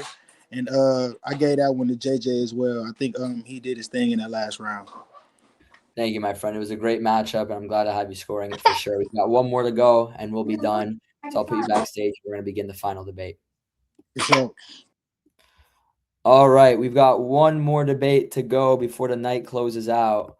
HomeofBoxing and JayMMA. I want to make sure you guys are both with us right now because that was a lot of time in between. Are you guys with us at the moment? HomeofBoxing and JayMMA. Yeah, hello. I'm here. I've been here the whole time. You guys have been going crazy. These debates have been fire. Yes, sir. Really glad to have you. Let me make sure JayMMA is with us. Let me send him a quick message. Jay, are you there? I see you unmuted. Can you hear us, brother? I see you unmuted, but I can't hear him through the other side. Okay, I should. There we go. Perfect. Coming in clear now, brother. Thank you both so much for coming on. I'm really looking forward to this debate. This is the final debate of the night, so we'll get it moving. I'll give you guys the 3 prompts. And for the first prompt, JayMMA, you'll go first uninterrupted. The prompt is, are judges the most underrated problem in boxing? JayMMA, you begin uninterrupted. Are judges the most underrated problem in boxing? Yeah. I believe they are. I mean, you look at a lot of these fights. Particularly, I think the biggest one of recent memory would probably be Gervonta Tank Davis versus Lamont Roach. The fight being scored the draw, I really think you look at a fight like that, you go, that's really a big problem. And just looking at the sport of boxing, just overall, judging has become a huge problem within how fights are determined. I was having this discussion with someone, and if someone is a big name and they're going in there and they're losing a fight, for example, Bivol and Canelo, we all saw how that fight played out. Canelo pretty much lost majority of those rounds, but you go look at the scorecards, 113, 115. You know what I mean? So that just goes to show that judges really, I don't believe they're really watching fights. They're just going off of name value. Okay, as long as he's staying in the fight, as long as it's close, then we'll try to slide him to win. It's all a politics thing. Even last year, Canelo Crawford, you go look at those scorecards. I mean, let's be honest, Canelo didn't win as many rounds as the judges gave him, and that still was a particularly close fight. So just looking at the judging overall, I think that's one of the reasons why there's no open scoring, because I believe most of these sanctioning bodies and just these figures in boxing know that yeah, the judging in boxing is severely misconstrued, and it needs to be fixed. And I don't think they want to deal with that problem. Much appreciated, Jay. Thank you for that. HomeofBoxing, you're 1 minute uninterrupted. Are judges the most underrated problem in boxing? I said no. Judges aren't the most underrated problem in boxing. The real silent killer is the undefeated record obsession that's infected today's fighters and promoters. Fighters are now more terrified of what Twitter and the media will say if they lose that precious O, or if they get dropped or get knocked out, than they are of actually losing a fight. So they stall, they cherry pick safe opponents, they demand every advantage before signing contracts. Many dream fights die in negotiation. Fans wait months or even years for matches that should have happened. And when the bell finally rings, we often get a glorified sparring session instead of a war. There are more undefeated world champions right now than there were in the entire 1990s. That's not because boxing suddenly got better. It's because nobody wants to risk the O. Promoters do this because an undefeated fighter is easier to market, but it hurts boxing. Fighters and promoters now dictate fights on their terms, not the fans. Big bouts fall through or get pushed back endlessly. Meanwhile, the old school greats, Pacquiao, Trinidad, Hagler, Hearns, didn't move like that. They took risks, lost, got back up, and became legends because they fought the best available, not the safest. That's why the undefeated mentality is the most underrated problem in boxing today, not the judges. Got you. Thank you for that. Much appreciated. Now 2 minutes. We'll go from 140-10 to 142-10, back and forth conversation. Jay, you go first. Hearing your rebuttal, I think while you do make a great point about the undefeated record and the O being a problem, I think looking at the framing of the question, the keyword being underrated, I don't feel like the O is something that's a particularly more underrated problem than judging. And I feel like actually the undefeated O is something that even some casuals even complain about how Floyd Mayweather quote unquote ruined the sport of boxing and things of that nature. So when we talk about underrated, something that is not as popular to contrary belief, I don't see the O being under the definition of underrated. You were debating how judges are the most underrated problem, but the fights you named, there wasn't any issues. Crawford won the fight. The Bivol won the fight. The only fight that was a bit odd was the draw, but it was at least a draw. So I don't really see where the judges played a factor. How you were saying, yeah, maybe they were giving some rounds to Canelo in both of the fights, but he still lost. If he were to win that fight, you would had a good argument. But they lost. Canelo lost in both fights. So like I feel like your argument wasn't even, it didn't make really sense when it comes to our judges underrated problem, because the judges didn't mess up the fight. The fighter still won that fight, even though the judges gave Canelo a few more rounds. He still lost. So the judges isn't really the issue. I mean, yeah, you can say that, but then on the other hand, there's various other instances to where the judges are a problem when fighters are getting around. I use those examples because those are like bigger fights. Imagine if Canelo went in there and beat the possibility that if Canelo would have won a 12 round versus Bivol, he would have won the fight, or the fight would have been a draw on some judges' scorecards. Possibility if Canelo maybe would have won, the 7th round instead of losing it. Possibility could have won and been a draw. I think that's more of a problem. You just can't sweep that under the rug as they still won. It's still a problem. In my opinion, it would have been a big issue. They would have lost, and then that would have really been the big issue. But they won, so I don't really see a big problem. It's not that big of a problem, like how fighters are not protecting their O. That's a big issue. That's a crazy stat. What I said, that now there's more undefeated fighters now than there were in the entire 1990s, because that was a whole different era than they are now. They try to play it more safe now. They pick the safer route. Final points, fellas. Yeah. I mean, again, just looking at the grand scheme again. Just when we talk about underrated, I think the O is an extremely way bigger problem. That's stopping fights from happening.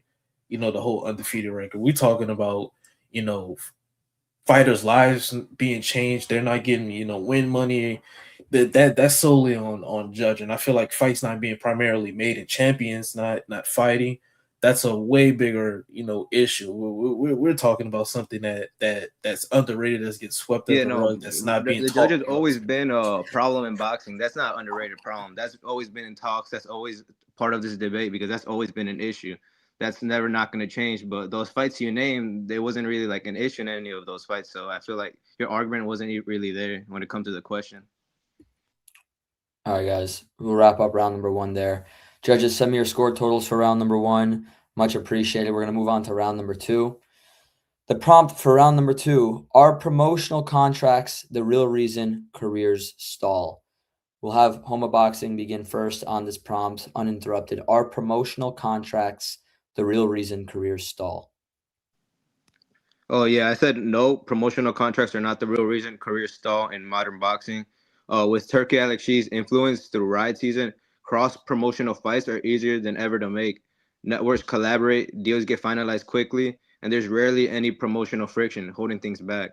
Unlike the old days of in-house fights, if a fight stalls today, it's almost always on the fighters themselves. Fighters ducking challenges or picking softer opponents or safer routes, as we've seen time and time again, or they're sidelined by injuries like Dimitri Bivol's recent setback. And even sanctioning bodies drag their feet on enforcing mandatories, letting champions coast without pressure. But fighters who actually want big tests, like those stepping up for undisputed shots, get them made without issue. Take Rolando Rolly Romero. He's been dodging his mandatory for months, stalling his own pass, which shows it's the fighters trying to pick and choose the best and safer route for themselves. Better Beer as well. He's been out for long, waiting for the Bivol trilogy. So when it comes to promotional contracts, I don't think so. That's a real reason why careers stall in modern boxing. All right, thank you for that. JayMMA, your stance on this issue. Do promotional contracts the real reason careers stall in the sport of boxing? Thank you. I mean, yeah, 100%. I mean, most recent memory. Look at hate to use this example, but Crawford at Top Rank. Him being tied down to Top Rank for so long, him not being able to get that Spence fight, for that long, him not being a household name because he was at the Top Rank, and then him eventually leaving, becoming a free agent. Then now, he's getting big mega fights. You look at a lot of these guys, jumping ship from Matchroom because they're not getting fights, or jumping ship to Matchroom because Matchroom is giving them the fights. You're looking at recently Floyd Mayweather coming out, he's going to sue Showtime and El Heyman and PBC because money's not being owed. So you look at all of these things and you go, how many fighters are actually sitting on the brink because they're not getting the fights that need to be, that need to be made. Yes, Turkey El Sheik is here to give out money, but that's only for big names. That's for the Devin Haney. That's for the Canelos, the Crawfords. What about the the Muir guys? You know what I mean? So you look at these guys, they can't go to Turkey El Sheik and get this fight or that fight. They're still fighting on house shows with Top Rank or with a Pro Box or with a PBC. Even someone like Boo Boo. I love Boo Boo Andrade, but like. He has some issues, with him and PBC as well. So you look at all of these guys who could have been bigger stars if they weren't tied down to a certain promotion. And now that Turkey's in, now he's starting to kind of loosen everything up. But that's only been for the last 2 years, 1.5 years that is really starting to get the ball movement. So that's how I look at it. All right, thank you for that. Much appreciated. Back and forth conversation. Let's try to keep it relatively short. HomeofBoxing, you begin. Go ahead. Yeah, you were talking about Crawford, and that was Top Rank. That was years ago. We're talking about now, our promotional contracts. The real reason his career stalled now in modern boxing today. And now we're not really seeing the issue, how you're saying, kind of with Turkey, or it's not really kind of, it's happening. The past 2 years, or recently, the past 1 to 2 years, we've been seeing a big change because of Turkey, Alex Shee's involvement. There haven't really been the fighter you were talking about that was having issue, Crawford. What happened? He joined forces with Turkey, and what happened? Now he's been good. So I don't really see that. That was a good point on your end. So I don't really see I mean, Crawford. he had why? So why did he have to join up with Turkey? Because Yeah, exactly. But the question. So promotions are holding fighters back. Look at Devin Haney. I would Look at agree with Rolly you Romero. 3 years ago, maybe. But now, like that's not correct. Now that changed. If Turkey wasn't here, no, I wouldn't even be on my I standpoint that mean, I am already. look at someone like Virgil Ortiz currently right now.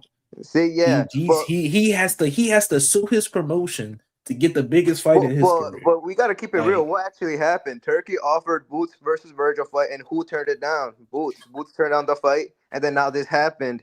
So if Boots would have just said yes from the beginning, this would have never happened. That Virgil. That's why I didn't even say this point because I thought of that as well. But Virgil would have never been in this scenario if Boots accepted the fight from the start. It should have been happened, but Boots said no twice, and now Virgil is in a promotional issue, but that should have never even happened from the start because of Turkey's influence. So I see what you're trying to come from, but Boots should have accepted the fight from the start, and that would have never been an issue. okay, I mean, you want me to go? I just ended. Yeah. Go ahead. Oh, okay. Just final rebuttal. I just again, promotional contracts. Yeah, but Boots could accept the fight, but are promotional contracts holding back fighters from getting even bigger fights? When guys are going to Turkey, I don't look at them as being tied down to a certain promotion. They have some type of the promotion is either allowing them to go do it or they're not signed to a promotion at all. A lot of these fights that are going to Turkey, most of these guys are free agent. Conor been signed to the Super Box, free agent. I don't think he will be fighting Regis Prograis on this big of a card if he was still signed to Matchroom. That's just my opinion. You look at all of these guys; they're becoming free agents to get that free will to do these other things. They can't do that under a promotion. Oh, All right. yeah. You're gonna say one last thing, Yeah, I was Homebox? gonna say that just shows that promotional contracts are not an issue. Now they just go to Turkey and your contract's done, you go to him and you're good. If you're a top fighter, you could easily go his way and you're gonna get all the fights. So promotional contracts aren't an issue anymore. Yeah, the scorecards have been sent from the judges, aside from how boxing works, 10 years as well, brother. And then we have our final prompt, final round of the final debate. The final prompt is, does boxing need fewer divisions to create more super fights? So we'll have JayMMA go first. Does boxing need fewer divisions to create more super fights? JayMMA, uninterrupted, begin. Oh yeah, 100%. We need fewer divisions. Yes, I mean you look at my biggest example has always been Shakur and Devin. Devin being at 147, Shakur being at 135, 140, campaigning in between those fights. I think if the divisions were a little bit tighter, a little bit closer, we probably could see that fight. You look at a big jump between a light heavyweight and a cruiserweight. I know obviously there's a bridgerweight in between that, but you look at no, bridgerweight is in between. Yeah. So you look at those weight classes and you go, how many big fights can happen if the weight classes were subsided? You look at even a smaller weight classes, Bam Rodriguez potentially could be fighting in a way.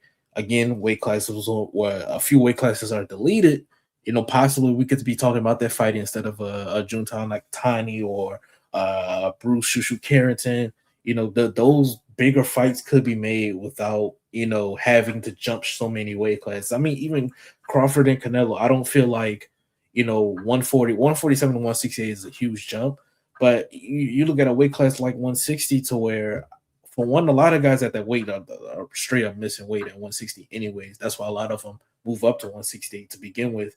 You look at 147, 154, like the increments of the divisions are so small that you can easily combine some of these divisions to make some of these divisions better. Going back to the 160 point, if 154 combined with 160, man, you got a great weight class. A lot of these divisions are being stalled out because a lot of these guys are running to let me run up to a weight class higher, when nobody's there, and then I can get a belt and proclaim to be a champion. So I think that problem also gets subsided if there's fewer weight classes.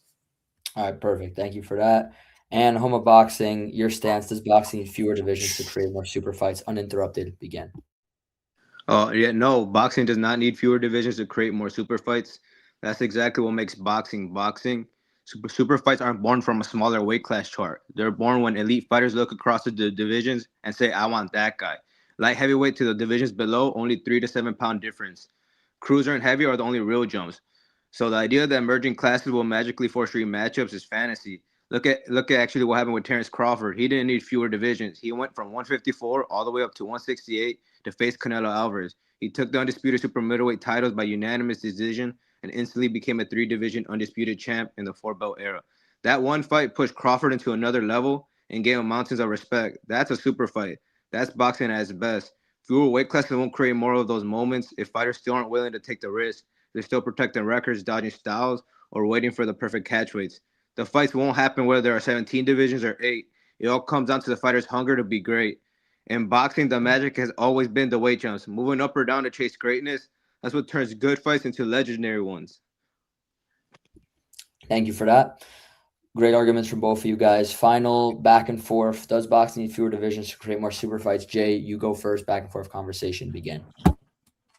I like the point of you know, the risk of jumping weight classes. You know that's that's there when the fight is being promoted. But I think with fewer weight classes, I don't think the essence of that point is lost with fewer weight classes. I mean, if Crawford jumps from 147 to 160, and 160 is combined with 154. So you got guys from 154 and 160 in one division, for example, and he jumps up to 160 from 147. That's still a big fight. He doesn't have to go to 154 to you know do something, then jump up to 168. He can just go to 160. You know, it's all within one weight class, so it really doesn't lose its essence. Essentially, again, my point of Bam Rodriguez and Inoue. You know, some of those smaller divisions are combined. We that fight gets fast tracked. It still does not lose its essence in terms of you know how many weight classes it jumps. I think a lot of people get caught up in, oh, he jumped 3-4 weight classes, and I mean it's all the same thing if weight classes are combined. That's what makes boxing boxing. We're seeing what Zuffa doing. They only have 8 divisions, and we're not seeing just super fights. The question is, does boxing need fewer weight classes to create more super fights? We're seeing clearly just because they have 8 divisions, we're not seeing just super fights. The fights you're naming, they have to go up and be great. Like Bam, he has to move up and be great if he wants that in a way fight, and that's what makes boxing boxing. Having all those divisions moving up in weight, not shrinking the divisions. Shrinking the divisions won't do anything if the fighters still don't want to fight each other. It all comes down to the fighters if they're daring to be great, if they want to move up or down, and if they want the challenge. That's all that really comes down to the fighters. It doesn't come down to less weight classes. It comes down to if even if there were less weight classes, the fighters still won't. They could still duck each other. So it's just really the fighter. They have to be down to move up or move down, or to agree to sign the contract and say yes, we're gonna fight at this weight, or I'm gonna move up, I'm gonna move down. So at the end of the day, weight classes shrinking them is not going to create more super fights. We're seeing with Zuffa, they haven't had no super fights just because they shrink weight classes. That doesn't really help. It's just a fighter. They really got to want it. Final points, I guys. mean, yeah, final point. I mean, yeah, you could argue that it is up to the fighters, but at the end of the day, if a weight class, for example, if 147, right? If there was no 147 and there's a 144 instead of a 147, and that's closer to 140, I think you see more super fights or bigger fights at that weight rather than guys going from 140, 7 pound difference rather than a 4 pound difference. I think more guys will be willing to jump ship. If again, going back to my point of 154 and 160, if a guy goes up from 147 to 160, I think that's a more of a risk and it shows more of a greatness than jumping up from 147 to 154, in my opinion. I just think it really doesn't lose the essence of legacy, no matter if it's 8 weight classes in between or 2 weight classes in between. I again, it creates more risk being taken with fewer divisions. All right, fellas. Thank you guys for that. Great debate once again. Every debate on here has been competitive. Every debate's been great. I'm just getting the judges' score totals at the moment. Just waiting for one more judge. How boxing works, send yours when you have it, brother, and I'll announce the final outcome. Great stuff, guys. Thank you both so much for coming on. I appreciate you having me. Yeah, good stuff too, JayMMA. That was pretty good. Good Yes, debate. sir. Good stuff. Yes, sir. Yes, sir. All right, just waiting for HBW score total. I have the other two scores. Give me about 30 seconds or so, hopefully. Okay, there we go. I see him typing it up.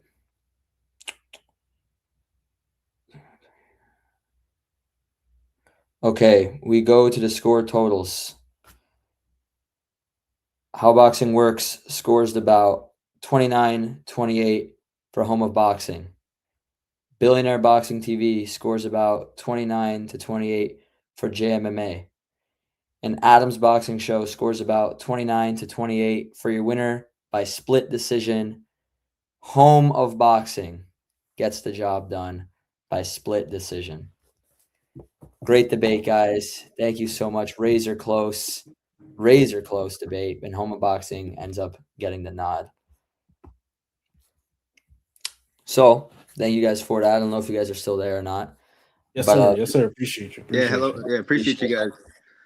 Great Shout debate, out the guys. judges. Razor close. I actually expected this to be a split decision before the debate even began. I just knew you guys would be very even. Before anything, just really quick from we'll let JayMMA quickly say his piece. Jay, thank you so much for coming on. I actually reached out to you to join this debate, not vice versa. So you came on out of me requesting you to, and I really appreciate you doing me that favor. It was great to have you on. Any final thoughts, final messages, thought on the debate, etc., brother? Yes, sir. I mean, I enjoy debating, just talking boxing, just shooting shit. I'm gonna definitely now I gotta get in the lab and start really. I might have to start writing down some points. I don't, split decisions. It make me, it make me a little bit. Now I'm getting competitive with the shit. Now I ain't gonna lie to you. So I feel you, bro. I think that's what it's all about at the end of the day. So shout out to Home and Boxing, man. Shout out to all the judges, and of course, man, shout out to Max, man. Appreciate you, bro.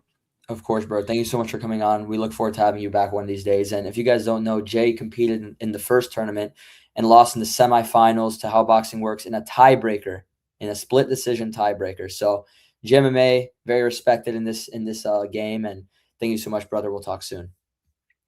Yes, sir. Appreciate you.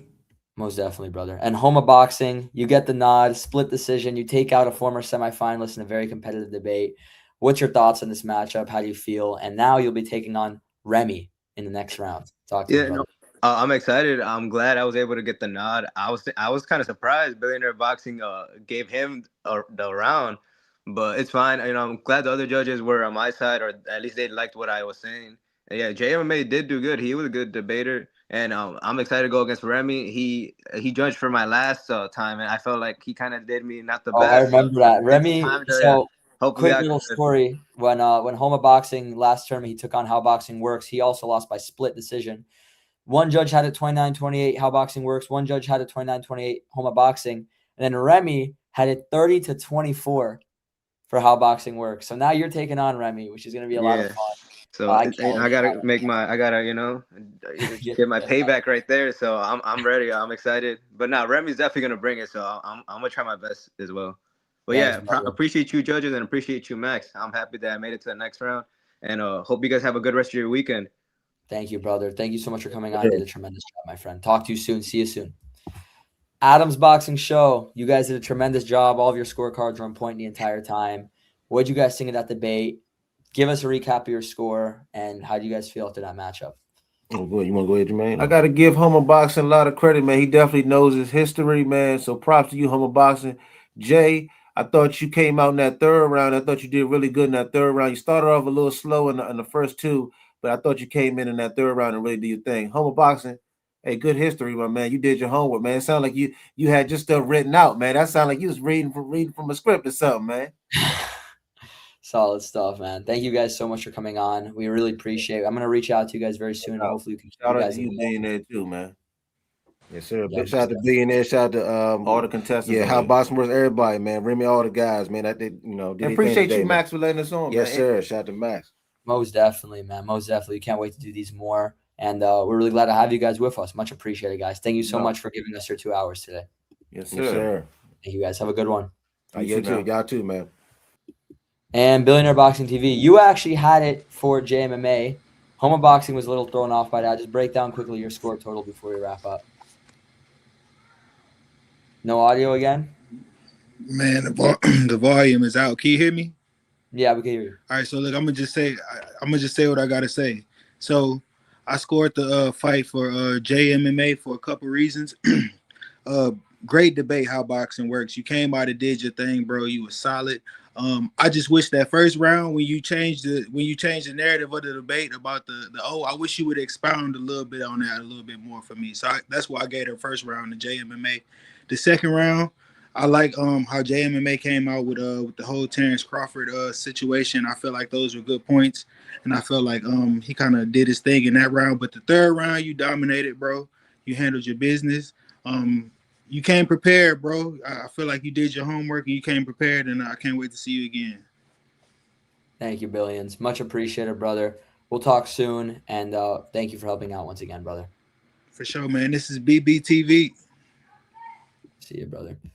All right, guys. Thank you so much to everyone that tuned in. We're wrapping this debate up. We're wrapping this this live up. 2 hours. We've got our matchups. It was a lot of fun. I cannot wait. And thank you to everyone that tuned in and competed and judged. I'll talk to you guys soon. We're probably going to have the semifinals next week, March 8th. Thanks for watching, guys. God bless, and I'll see you guys later.